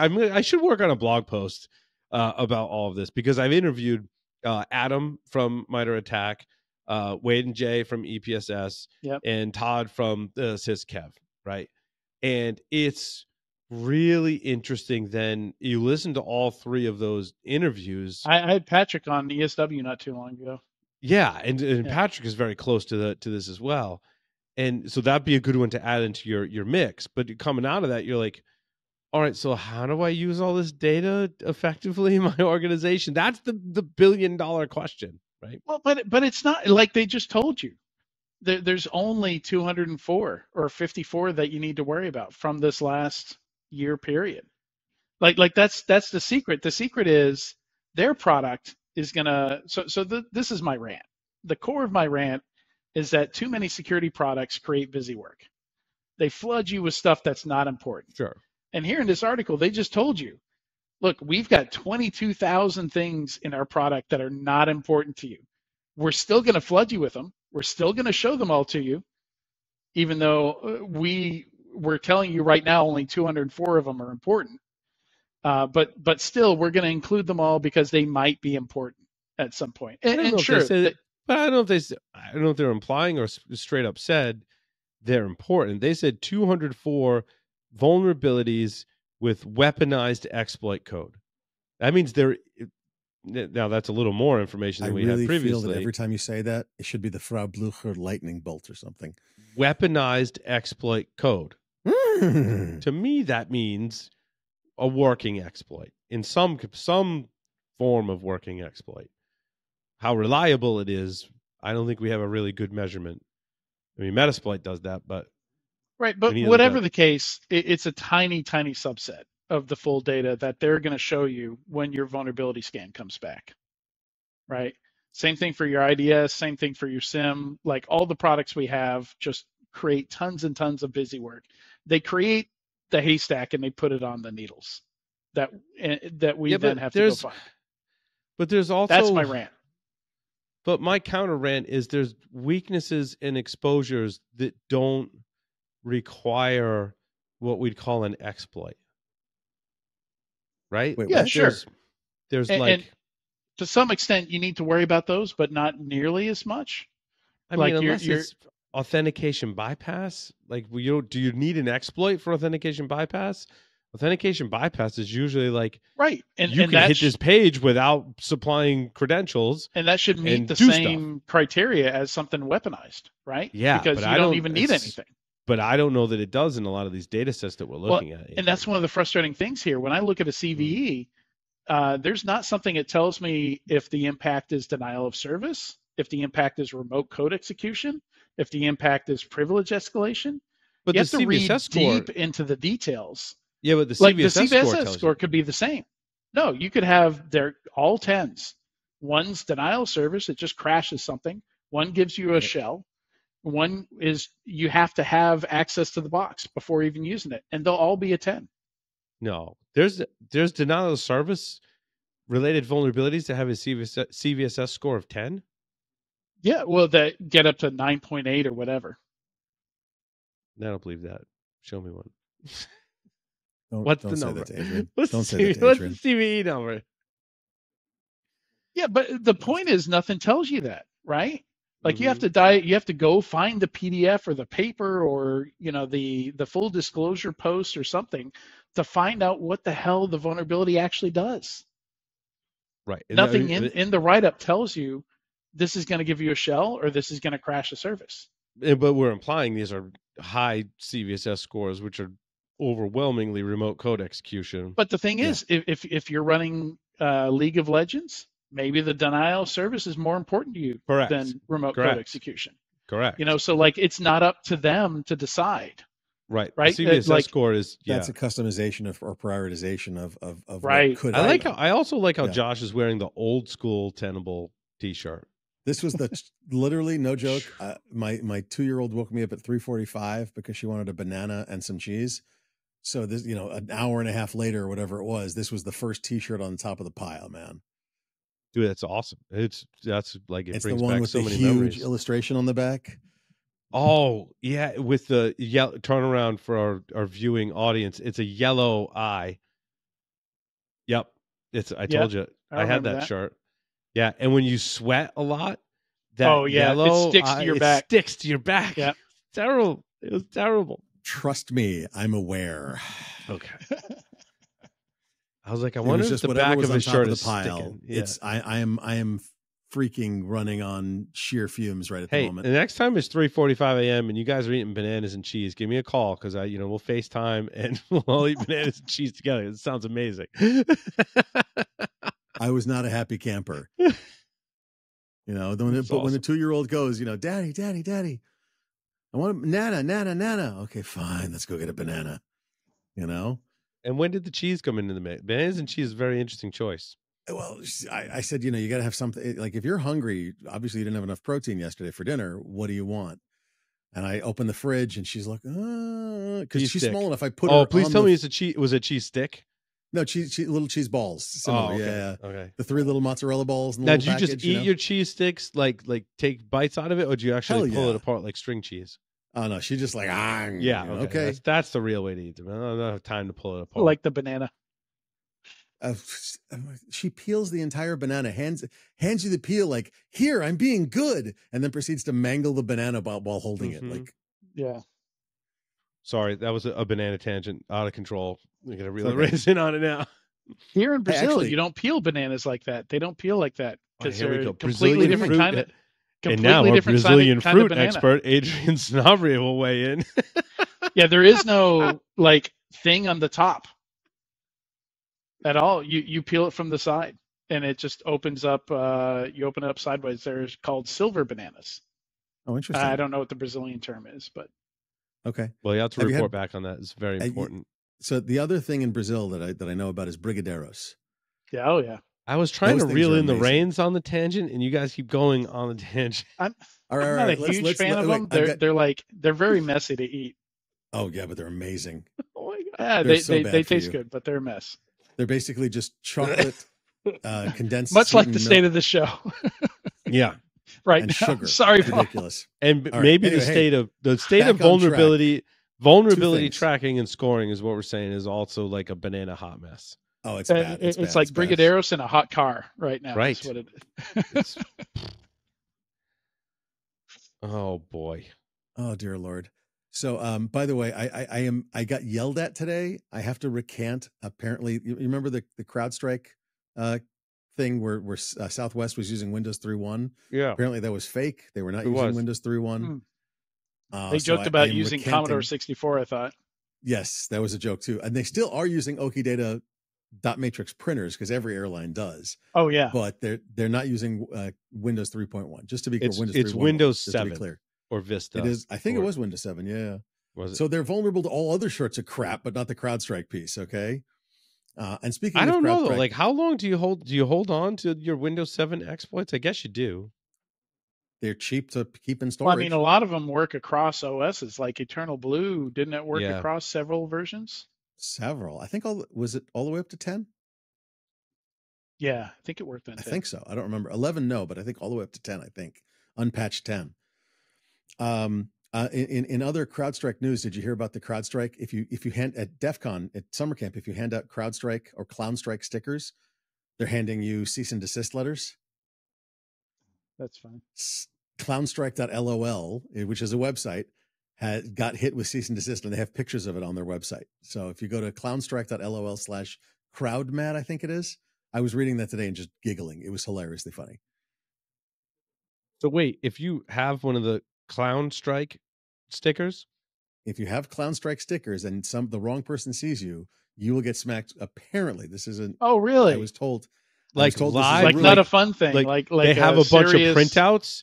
Like my lawyer told me to give this to you. Right? Yes. That can't be real. I don't know. This is what I was told. Apparently, doesn't your name needs to be on the cease and desist? Well, if they find that you're putting out these stickers or putting stickers up about ClownStrike or about CrowdStrike with jokes on them or whatever. I want to give you a cease and desist, but what's your name so I can fill it in on the F on that. The form. Don't give in which case your everyone just says Joshua Marpet. The purpose of most cease and desist Joshua Marpet, because I'm not there. I have a positive defense, so we're good. So everyone should say Joshua Marpet. That's totally the purpose fine. of most cease and desist is to get you to scare you anyway. Right. Right. They're not actually like legally enforceable unless you do something really stupid. Okay. Like if you hacked the Sphere and did a ClownStrike on the Sphere, but nobody should do that.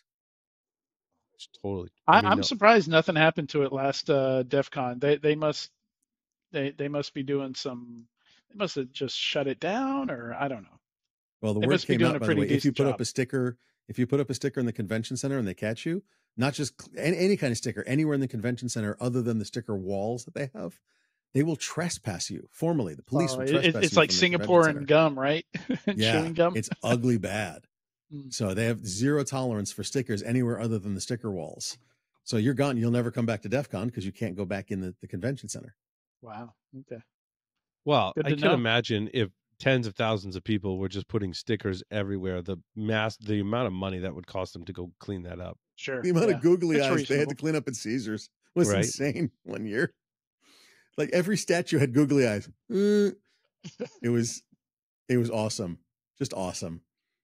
Anything else on vulnerabilities, CVEs, CVSS, EPSS, SysCev? Let's move on. The horse is dead. The horse is dead. What about turning your security tools against you? There was 2 stories about that. One happened in Singapore. There was management software. We just mentioned Singapore with the gum. Yes. Yeah. So we already mentioned Ivanti and CrowdStrike, so we've got 2 examples already. Yes. Now we've got more examples. Mobile Guardian. What is that? Excuse me. So Mobile Guardian is an app for. So it says in the article. Which story is this? So my story number 14. According to news reports, the mass wiping came as a shock to multiple students in Singapore, where the Mobile Guardian app has been the country's official mobile device management provider for public schools since 2020. Singapore's Ministry of Education said Monday that roughly 13,000 students from 27 schools. Yeah, 26 secondary schools is what the Ars Technica article said, had their devices wiped remotely in the $5 says they're going to blame an intern. They said, Mobile Guardian said they suffered a breach. Is that? Hold on. It's in the article. Second breach in 4 months. Yeah, on Monday, Mobile Guardian revealed its platform had been breached in a security incident that affected users globally, including on the North America, European, and Singapore instances. This resulted in a small percentage of devices to be unenrolled from the Mobile Guardian and their devices wiped remotely. Right? Because when you unenroll, it goes, well, I can't protect you anymore, so therefore I'm wiping everything on your device as a safety precaution. And that was turned against them. And they actually wiped 13,000 devices. Yeah, there was. It looks like they reportedly- unenrolled the breach, unenrolled the devices from the platform, and when you unenroll, it wipes the device. An image posted on Reddit shows dozens of devices. Those are two piled things on that a should table. not be linked. Unenroll and wiped are two very different things. I would agree, because But oftentimes that's the case with a lot of these mobile device management things, right? Yep.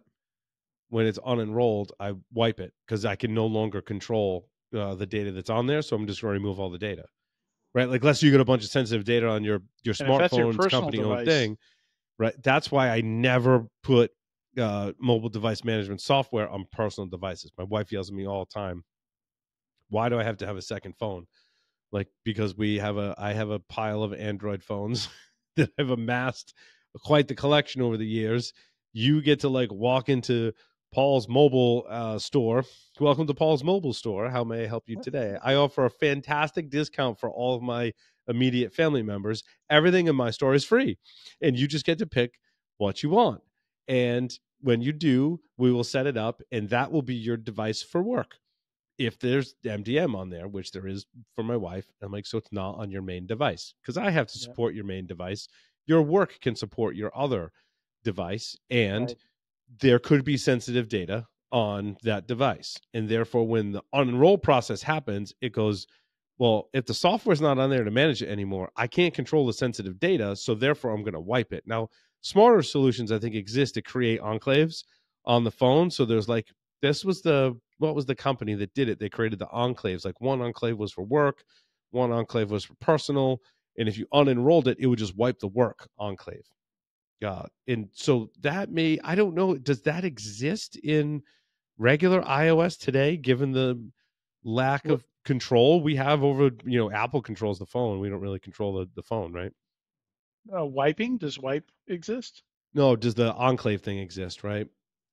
Like on Apple iOS, can I have like a work and a personal? No, that doesn't exist on iOS, right? Because Apple it's doesn't only give you access to the. In Android, there's one work profile. Correct. Yeah. In iOS, the Enterprise Mobility Management, or MDM, is supposed to sandbox those apps into a sort of enclave. Yeah. But all apps technically are sandboxed.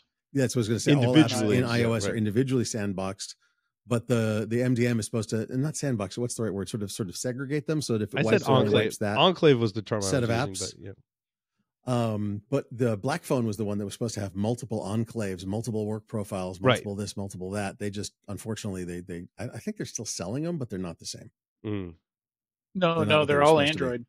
Yeah, the BlackBerry OS died a number of years ago. No, Black Phone. No, Black Phone. Yeah, Black Phone. Oh, Black Phone. I thought they also died a number of years ago. I think they did, but I think they're still selling something, but it's not what it was. Silent Circle and Black Phone were doing great, and then all of a sudden it went poof. And I think it has a significant amount to do with the fact that they got rid of Dragorn. And, Google actually bought the company that came up with the work profile and non-work profile thing. Did they really? And that was an acquisition that they incorporated into Android. But this is the second incident Mobile Guardian has had this year. This article says, in April, a compromise of the company's user management portal affected 127 schools in Singapore, which is the stat that I mentioned earlier. And access to users' names, email addresses, school names. I wonder if it's the same actor that hit them both times. Mm. All data for 67,000 parents and 22,000 school staff was accessed. Maybe they should redo the threat research, the third-party risk management assessment on that vendor. I'm just saying. Yeah, I wonder if they're pitching themselves specifically to like government schools and education. It would seem so. Yeah. I've never heard of this MDM or this company. Is entirely new to Singapore's government and school system. Yell will help you with the vendor risk management assessment because something's got screwed up there. It's specifically designed for K through 12. Mobile Guardian is. Yeah. I thought it sounded familiar. Yep. Well, no, there's a DLP program, something Guardian, but I don't think it's Mobile Guardian. Digital Guardian. Mm. One notable feature of Mobile Guardian is the live screen views on Android devices, which allows teachers to monitor the content students are currently browsing on their screens. That is a horrible idea. I think we've covered Mobile Guardian before. Now that you talk about that Those feature, teachers are going to need some therapy, especially the high school teachers. Well, no, actually, wait, back up a step. Imagine a high schooler. I know this is hard to imagine, but taking a delicate photo. Yeah. And a teacher logs in to check the screen view as they're taking these delicate photos. That's now child porn. That is now Yeah, but I don't necessarily. It could be their phones, but it looks like it's more their Chromebooks and tablets that they're using for school. Oh, that's so much better. I'm just saying this is one of the features of Mobile Guardian. Yeah. Right. Well, I'm going to blame you, Adrian. I'm sorry, but it's your fault. This is horrible. This is the same thing at that. It was a high school or something, and somewhere in the Midwest or a little down south, where they had the cameras accessed on the laptops that they gave the kids, and they were taking pictures. So they had pictures of the kids sleeping. They had pictures of the kids changing, and like, terrifying, absolutely terrifying. Nope. The other article where tools are turned against us, my story number 17 is called Certified Evil, Investigating Signed Malicious Binaries by Red Canary.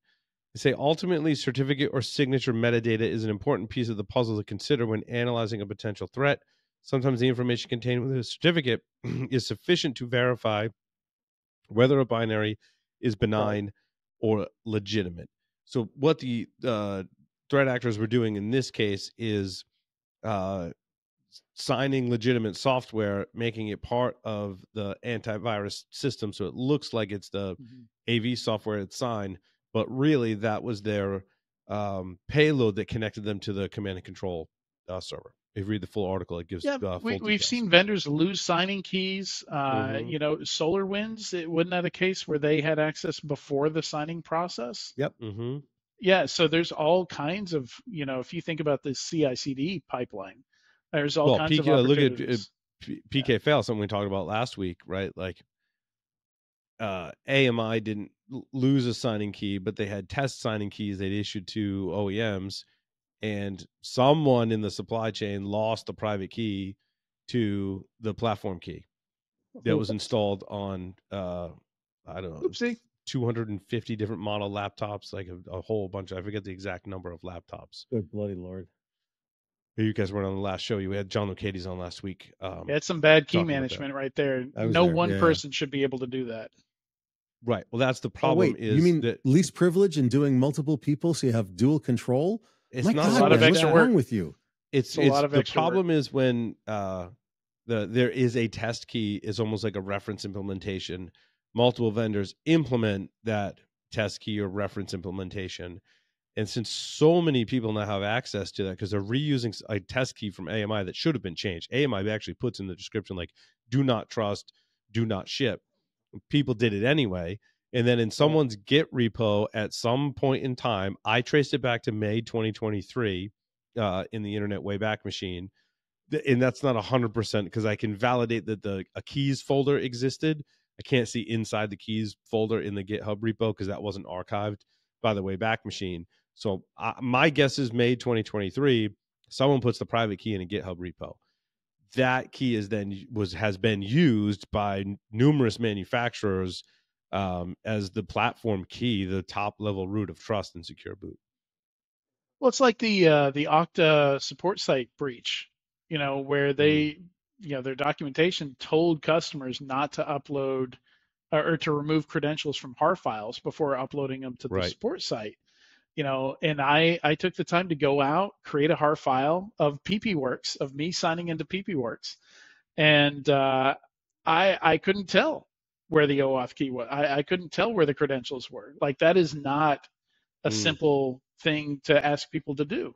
So what did people do?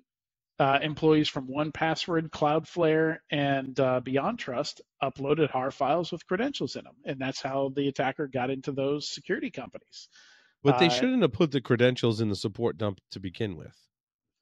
But if you save a HAR file, it saves everything. That's the whole point of a HAR file. Is you go into DevTools in Chrome, you tell it to save a record of everything you're doing. It's for troubleshooting, right? I see. It's in Chrome, not in Okta's software. Yeah, right, absolutely. right.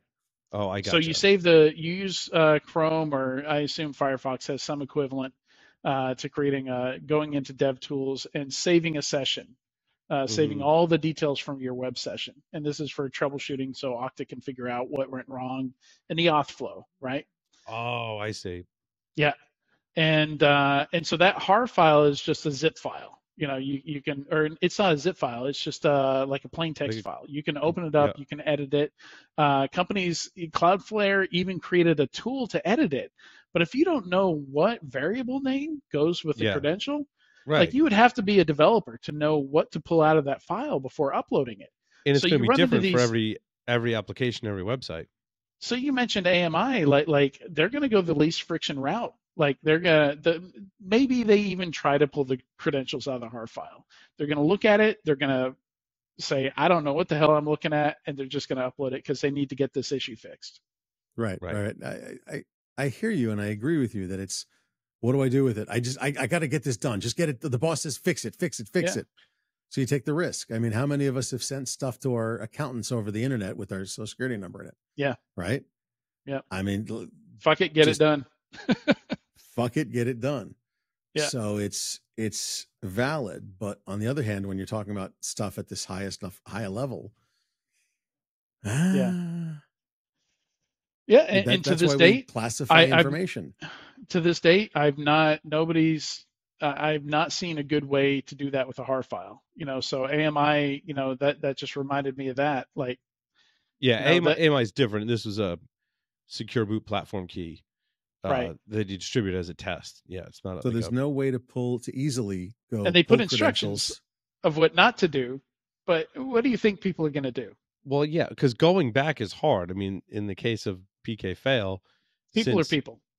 Yeah, since the top level root of trust key pair has been compromised, that means you have to replace everything downstream, which means you need to replace all of certificates, keys, and allow database and deny revocation list database is signed by those keys that are, the intermediate key, the key exchange, like everything has to be replaced. But Paul, to rebuild the entire. Paul, it's 3 p.m. It's Friday. I'm not going to do all that. Well, yeah, that's right? true. So manufacturers are going to ship, right? They're going to be like, well, the test keys are there. We validated. We ran through all of our tests. If we have to issue a new platform key, that means we got to issue all new keys, which means we need to retest. So just ship the test key is what happened. Apparently, there are processes used by other BIOS manufacturers that somehow mitigate the risk of, or at least reduce it, that a test key can be shipped. They do it differently, right? But I think it's a matter of scale. Like if you're smaller, it might be easier to control, but if you're larger, it gets out there, kind of thing. Oh boy, where do we want to go next? Good Lord, there's so many good stories, man. You guys all have good stories. Yeah, I haven't had a chance to look at all of them here. Oh, I did have a turning antivirus against you. So my story number 20, my story number 21, hijacked how cyber criminals are turning antivirus software against you. I got these stories confused. Either that or they're like so similar. Yeah, Red Canary was talking about signed malicious binaries. AT&T, I'm sorry, I got those two stories confused. AT&T was talking about antivirus software turning against you. Now rebranded as Level Blue, who is a sponsor, right? Oh, is that what they rebranded as? Level Blue Labs Research? Okay. Yeah, it was a divestment, I think, or they just created a subsidiary. I'm not sure. Yeah, so, but this is the one where they're actually in the antivirus software is being used against you to create command and control. Very cool. Yeah, a new tool named SBA Proxies. Not cool, but very interesting. That's very close to one of those yearly stories, which just makes me want to close my laptop and walk away and never come back. Like, come on. I mean, it goes back to the CrowdStrike thing. Like, at what point is the cure worse than the problem that you installed it for? Right. I know. Now, some will argue though that, and it's probably harder to prove, that the protection software has prevented a ransomware attack in your environment. Maybe more than one ransomware attack in your environment. So if you've got an outage, that sucks. But if it prevented one or more ransomware style breaches, I mean, Well, I'm not saying we're better off without it. I'm saying that's a there is problem. value. I think that's an industry problem, Paul, because if we're not measuring the value of the tools that we buy, that we deploy, that we spend all this time maintaining, if we can't measure that, if we can't say this prevented, and sometimes Actually, we're going to have to guess at what happened. Adrian, that's a really good question. Is anybody actually putting up like capture the flag style things available to the internet and just seeing what happens? Like if you put up a small corporate network. Yeah, I mean, Gray Noise has hundreds of sensors all around the internet. Yeah, they have sensors of what's going on, but is anybody putting up? No, they're honeypots. They're honeypots. Okay, yeah, but they're honeypots individuals. Anybody putting up small corporate networks and seeing what happens? Like this is old school deception technology to a certain extent. Yeah, maybe researchers. Really I don't know. Yeah, I'm honestly curious if anybody Allison Nixon had her wall of DVRs, right? Mm-hmm. That was DVRs not designed to be a honeypot inside a network of DVRs. That was every DVR was separate, and every DVR she wanted to see how fast they would get whacked, and it was fast. Holy shit! Yeah. I'm curious about if anybody's putting up small corporate networks across the internet, and with Defender on this one, and CrowdStrike on that one, ThreatLocker on this one, and I'm really curious what happens, and how fast it happens, and how bad it is. And this may seem stupid. I'm just honestly curious about honey. I think you're onto something. I think it'd be really interesting to take 2 or 3 different profiles. Researchers do that on a regular basis. Like you see, do they create a company though? Do they create it I don't know that they. I have. So yeah. I did for my product testing, but I didn't put it out. I didn't put it out to be exploited. Let's say you create an LLC, you buy a domain name. You create a bunch of data. You put up like real cloud services to support this company, and you have one profile that's like, we just accepted all the defaults, right? Yeah. Right. Brand new company, we create infrastructure. This is the defaults, right? Then the next one we create, we followed the hardening guidance, right? We found hardening guidance, and this is the hardening guidance we apply. And you pick which guidelines you want to follow. NIST 853, but how do you simulate the humans, since that's one of the major? We have AI for that now. Actually, Selenium and AI, but between automated testing, that'd be interesting. And then the third one, you could go. We deployed security products into it. You pick. Maybe you go to Gartner or whatever. In fact, and you know what? Like we take all the company in these 6 or 8 areas. We took all the companies farthest in the quadrant, ranked by Gartner, and that's the ones we implemented in this company. And you put all 3 companies out there, and you measure and see what happens. I would love to see someone do that. Yeah. In fact, that would be even more interesting. Have AI that's intentionally gullible, because at least somebody, once you reach an organization size of a certain size, somebody's going to be gullible enough. So your security and you have to put like a crash test dummy behind a laptop that's running your AI software, and the crash test dummy has the computer glasses on. It's got the hoodie. Right. Simon Edwards would be the one to talk to about that. If you go to selabs.co.uk, he does a lot of not just antivirus testing, but product testing. Yep, you might be able to talk him into doing something like that. I mean, I'm not. It's no offense. It's not that's not where I live right now. But I mean, it's a fascinating idea, because I think that in terms of monetization, because I'm an entrepreneur and you got to make money on this shit. Yeah. The companies should sponsor it, because if ThreatLocker thinks their shit doesn't stink, sponsor the entire experiment or any of them. But back to my may not want to sponsor it right now. Back to my point, in that, like, you should know how valuable your security tools are and your controls. That's exactly which controls stopped an attack, which have never stopped an attack or done shit for you. But we don't know. Should know that. We can't tell unless we have a valid and reliable comparison, apples to apples comparisons, which is why I'm saying let's say you're doing a 10 computer network, didn't we give a talk on that, or we gave a talk, Adrian, on evaluating pre-implementation evaluation at InfoSec World. At InfoSec World. But did you give a talk on the post-evaluation? Someone must have given a talk on that, how you evaluate the efficacy of your security stack. It's someone almost has impossible. to have given unless somebody's willing to build testing rigs. And yeah, Adrian, I mean, you know it's what I'm talking about. that's what I was hoping breach and attack simulation would do. Like this Right. safe breach, attack IQ, stuff like that. But again, I like how now safe breach is on the top of our minds for that, right, because they just published amazing research. So Well, marketing but wise, honestly, research does have an impact. Honestly, last time I looked at those tools, you know, right back to my busy work rant. You know, it looks like they kind of went down that route where they're like a very early version of Safe Breach that I saw would tell you in the dashboard there are 1.2 million ways you can get hacked. I was like, what am I supposed to do with this? Why are you showing me this? Like how is this? Yeah, this Run in is circles, scream and demotivating shout, at best, like, right? Like yeah. this is, you know, again, like you said, Josh, something that makes me just want to close my laptop and quit and leave. You're already And at I don't think Brazil. that's what Just you go want to to the go after. beach, start beach combing, pick up a raggedy hat, and start beach combing and selling the stuff on the streets of Brazil. You're good, Yeah. man.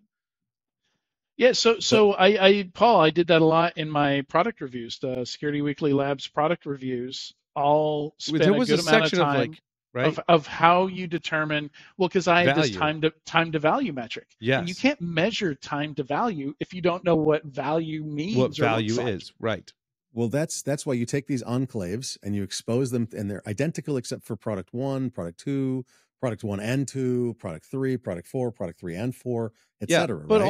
also there's like in operations today, Josh, I need to measure it. I agree with you that there's That's testing, how you do it in a research testing we format. should do in a research format, right? In But an what I actual want to get to is operationalizable format. right. You're in an organization. You've deployed X, Y, Z number of Threat security locker. solutions, whatever it is, Defender, however many of them, Copilot, whatever. they're in use today. How do I, to Adrian's point, right? How do I measure the value, the efficiency, whether or not they're blocking attacks? How many attacks are they blocking in my environment? Someone has to have done this research before. They did. Or given a talk or they did. Something this is risk, right? Risk quantification. And if you want to go by the FAIR Institute, they'll tell you that you just plug everything into Risk Lens, and it'll tell you what the risk is of having this or not having. But we're this not measuring. We're not measuring risk. We're measuring effectiveness. We're not. I mean, you can derive risk difference? from effect. What is the effectiveness of my tool? What's the difference? Well, because risk is if it's not effective, real world versus fantasy. That's the difference. Okay. Yeah, that's the difference, right? You like I said, you can derive let me use risk an example from, here. Let me use an example real quick. So going back to the Qualys thing, like using Rapid7, Qualys, probably also Tenable, they all have their proprietary risk scores. And every CVE, everything they discover has risk attached to it. Yes. So I can avoid these 204 weaponized exploits, only focus on the lower risk stuff. And the dashboard is going to tell me my risk is drastically reduced and I'll get hacked the next day. So that's the difference. That's the difference right there. I hear you, and you're right. So that's zero value to me. That just gave me zero value. It told me I reduced all this risk when in actuality, the stuff that I fixed, there was no risk attached to it at all. Right. But that's because you plugged in the wrong values. Correct. No, they plugged in the values. Well, I didn't say. Okay, I'm not going to plug in values for 22,000. The wrong values were put in. You believed the wrong values. Here's basically, the thing. You believed your picture of risk has to match the reality. If your picture of risk doesn't match the reality of risk, but our picture of risk comes from the vendors. I didn't say that was a good idea, did I? in too many aspects of it. Well, here's the problem. We need to be able to measure risk, which is a measure of effectiveness of the tools that we use. If a tool is effective, it reduces our risk. Well, so those are two sides of a coin. Those are two sides of a coin. So measuring risk, they're the same thing. Absolutely, we should do. No, that is before boom. We're talking about after boom, or the potential of boom. No, we're not. Right? You know, boom avoided. Okay, I see your point. Okay, but isn't the potential of boom part of risk?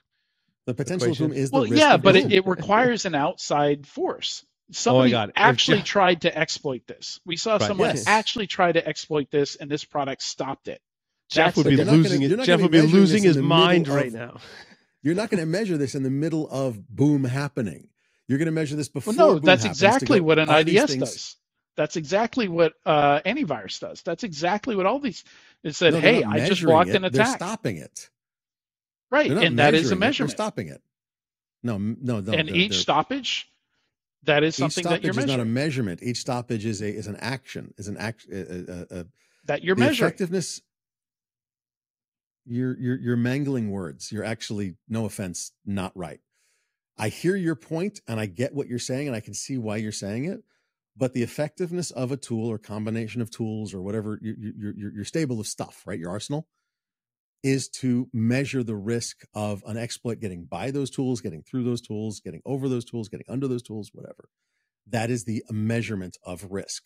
The effectiveness changes the measurement of risk. That is how we do it, because you don't do it in the middle of what you're doing. But all risk measurement is guesswork until something actually happens. No. Risk measurement is guesswork. What happens when something happens, when a boom happens, as you put it so well just a minute ago, this is the checks and balances on whether you guessed right or not. Okay? Right. That's what we're talking about. Right. But what you're saying is when it happens, then you measure again. No, now you're seeing if your hypothesis holds up.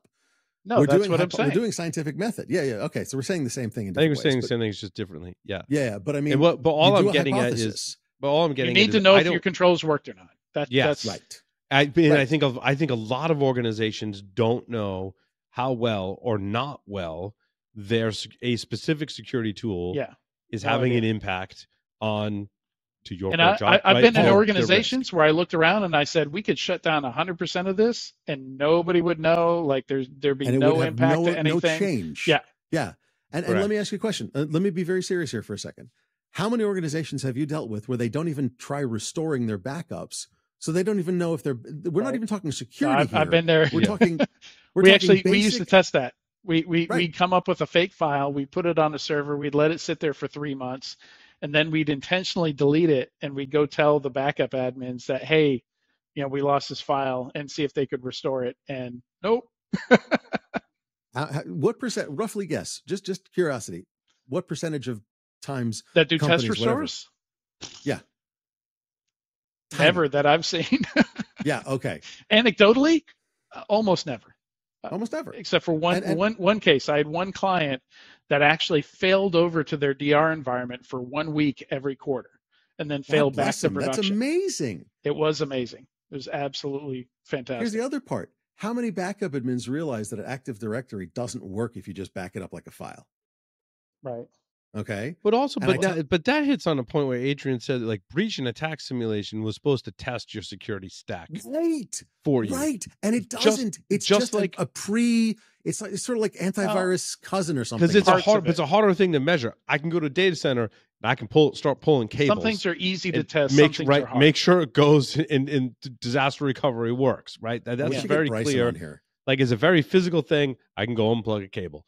Right. But let's talk about bring him on. When we talk about attacks and vulnerabilities and ways in and out of systems, man, there's a lot of gray area. There's a lot of blurriness. There's a lot of noise. That's where you really start getting into chaos engineering.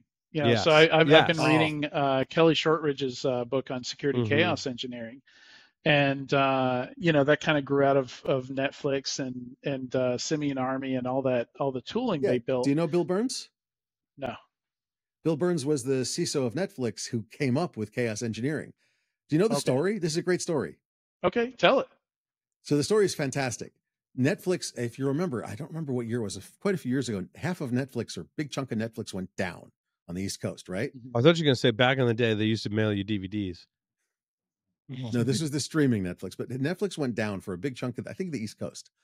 And it was like 2015, 2014, somewhere in there. It was a while ago. Let's put it that way. Okay. Yeah. And Bill's like, he was the CISO. He's like, what the fuck is going on? Right. And they're like, oh, we had a switch that the configuration failed. And, so it's like, it took this chunk of Netflix down. And he's like, why? Like, well, the switch failed. He goes, no. I heard you. Why would that take us down? And they went, because the switch failed. He goes, that shouldn't happen. So like he let them fix it. And then a week later, he said, okay, watch me, and took them all to the data center, and he unplugged a cable. They're like, no. And he goes, shouldn't have a problem. If you built it right, it wouldn't be a problem. Mm-hmm. And so they started refactoring frantically. And another week they said, okay, do it again. And he did it, and it worked. And he's like, good, you started learning. That's how chaos engineering came about. Seriously. He got pissed off at them. He's now the CISO or C something at Informatica. He's a really nice guy. I interviewed him once. Adrian, you would really like go just hit him up on LinkedIn. He loves talking to people about it. Okay. Yeah, I mean, it's similar to AWS, right? Like that's why they run custom firmware in their diesel generators. Right. It's because the default firmware tries to save the equipment, and they're like, no, risk the equipment, because the equipment is far less expensive than downtime for us. So they have custom firmware that just tells it to ignore the safeties and just tear itself apart. Yeah, and same on their servers. If a server goes down in AWS, the physical actual server, it is they just don't care until half the rack is beeping, and then they wheel it out and wheel a new rack in. And in terms of IT, they did the equivalent of least privilege. That's why all the cloud companies build their own gear, is because they don't want 2,000 different features in their router. They just want the only 3 that they need. So they, just like reducing attack surface for them, they're reducing. And they want to reduce. They want to control, but they want to control their supply chain too, which helps them with all these issues as well. But I think so there's this link between resilience and complexity, right? Right. Because I go to companies and I'm like, okay, let me ask you a question. They're concerned about security. I'm like, let me ask you a question. You're on a corporate laptop, right? Of course. Great. Could you go to Facebook? Yeah. Why? They go, what do you mean? I'm like, are you in marketing? No. Then why can you go to Facebook? And they're like, because I use it? I don't care. Do you use it for the company? No, it's my own personal thing. You got a phone, use it there. Lock it off. And like, but no. And like so many companies from corporate devices. Yeah. So many companies allow these things that are not part of what you do for the corporation. But I think, I don't know how far you go with that, though. I don't know if that's the best I think example, the threat, but I think the threat. I don't think anybody's been compromised because they allowed employees to go to Facebook. But I think the threat is not so much direct compromise. I think the threat is communications and in social engineering. It's another exfil communications, potential. Right? Sure. It's another exfil, but also, basically social engineering over those communications channels. There's also the code that runs in ad networks, that runs in iframes and runs in little pods. But so is GitHub, which the developers have to have. Absolutely. And they're going to be your primary. So one of the best exfiltration methods is also your primary way of your developers getting work done. Yeah. I'd also argue that every website runs JavaScript code locally on your machine. Yeah. Every website. And you can't stop that. You could, but none of the websites would work, right? But ad networks make it so that I can run code inside of a reputable website, and the reputable website has no JavaScript running locally. That's bad news, but mine is. There's so many ways around this stuff that you want to lower your threat. Remember the coin miners, the JavaScript coin miners? That was fun. Jesus, those were nightmares. They sucked down so much productivity. We probably lost like 10% of 5% of productivity from the country for some of those fuckers. Like that was ridiculous. Anyway. Oh dear. Anyway. Almost coming up on time. I did have a story about Openwrt that I hope to hear from the person who's mentioned in this article to get more information. So there was a report published. Who did this together? It was Finite State together with Forescout. Openwrt dominates, but vulnerabilities persist in OT/IoT router firmware. And there's a quote that says, the report reveals a troubling trend of outdated software components in OT/IoT routers, with many devices running modified versions of Openwrt that include known vulnerabilities, said Larry Pesci, Director of Product Research and Development at Finite State. I know that guy. Larry goes on to say, these findings highlight the critical importance of addressing software supply chain risks, as our analysts identified an average of 161 known vulnerabilities per firmware image, including 24 with critical scores. I think it's, even though vendors are using OpenWRT, right, Openwrt, which has regular updates, and to my knowledge addresses vulnerabilities relatively quickly, and has a great update mechanism. If I haven't looked deep into that, but that's just my sense. Said the devices are not being updated. So even with great tools, vendors still hold back on updates, largely in my opinion, due to dependencies that are not easily updated and or customizations that make it hard to take the upstream or downstream, whichever way you want to put it, update, right? So basically, if I've customized Openwrt in any capacity due to device drivers or other customizations, now I can't just take the next version from Openwrt. I can, but it's a lot of work, right? I've made my life hard. And to me, this is architectural challenges that we've brought upon ourselves, right? We can do better in architecture so that we can have these updates. Yeah. Because you've just made yourself responsible for the updates by doing that much customization. And I think, great, you're responsible for updates. Like updates, like you guys have updates. It's like that meme. Like you guys have updates. You guys get paid? Yeah. Yeah, I think this goes along well with my story number 2, which I only have 2 stories. There you go. Which is Consumer Reports calling out IoT vendors that don't have a vulnerability disclosure program. Yeah, have no which is apparent 90 way. freaking % of them, by the way. I will say. So I've done. They name them in that article. But I've done some independent research, and bug bounty programs for firmware-based devices, very few. One of the, in my assessment, and this is like tangential research, basically, but in my assessment, the one that I've read the most of, and like read all the guidelines, is Netgear. Netgear has a fantastic program through BugCrowd, and it covers all of their modern devices in most recent firmware. Yeah, because BugCrowd does a damn good job. BugCrowd and Netgear have done a great job developing and nurturing that program. They've had several payouts. They've had researchers that have found disclosed vulnerabilities, and they have been fixed. And I mean, they should, right? You know, them and D-Link. I can't think of 2 companies that got more beat up with vulnerabilities over the years, right? Netgear seems to have gotten better. D-Link is still not good when it comes to security at all, as evidenced by they're in those. I've got the data set for the NIST CSF. I think they're in there quite a bit. Yep. What a surprise! Oh, for the SysACAV, a lot of D-Link. Not NIST CSF. Thank you. Yeah. Thank you for parsing my.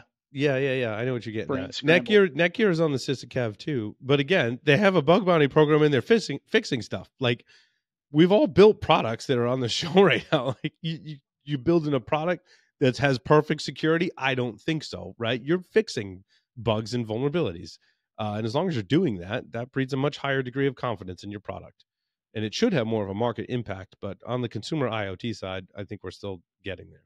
All right. Do we have bets on who has more in the CSACAV? D-Link or Netgear? D-Link. I'm betting D-Link. Not a joke. I'm betting D-Link. I actually like Netgear. What do you think, Paul? I think they're probably pretty close.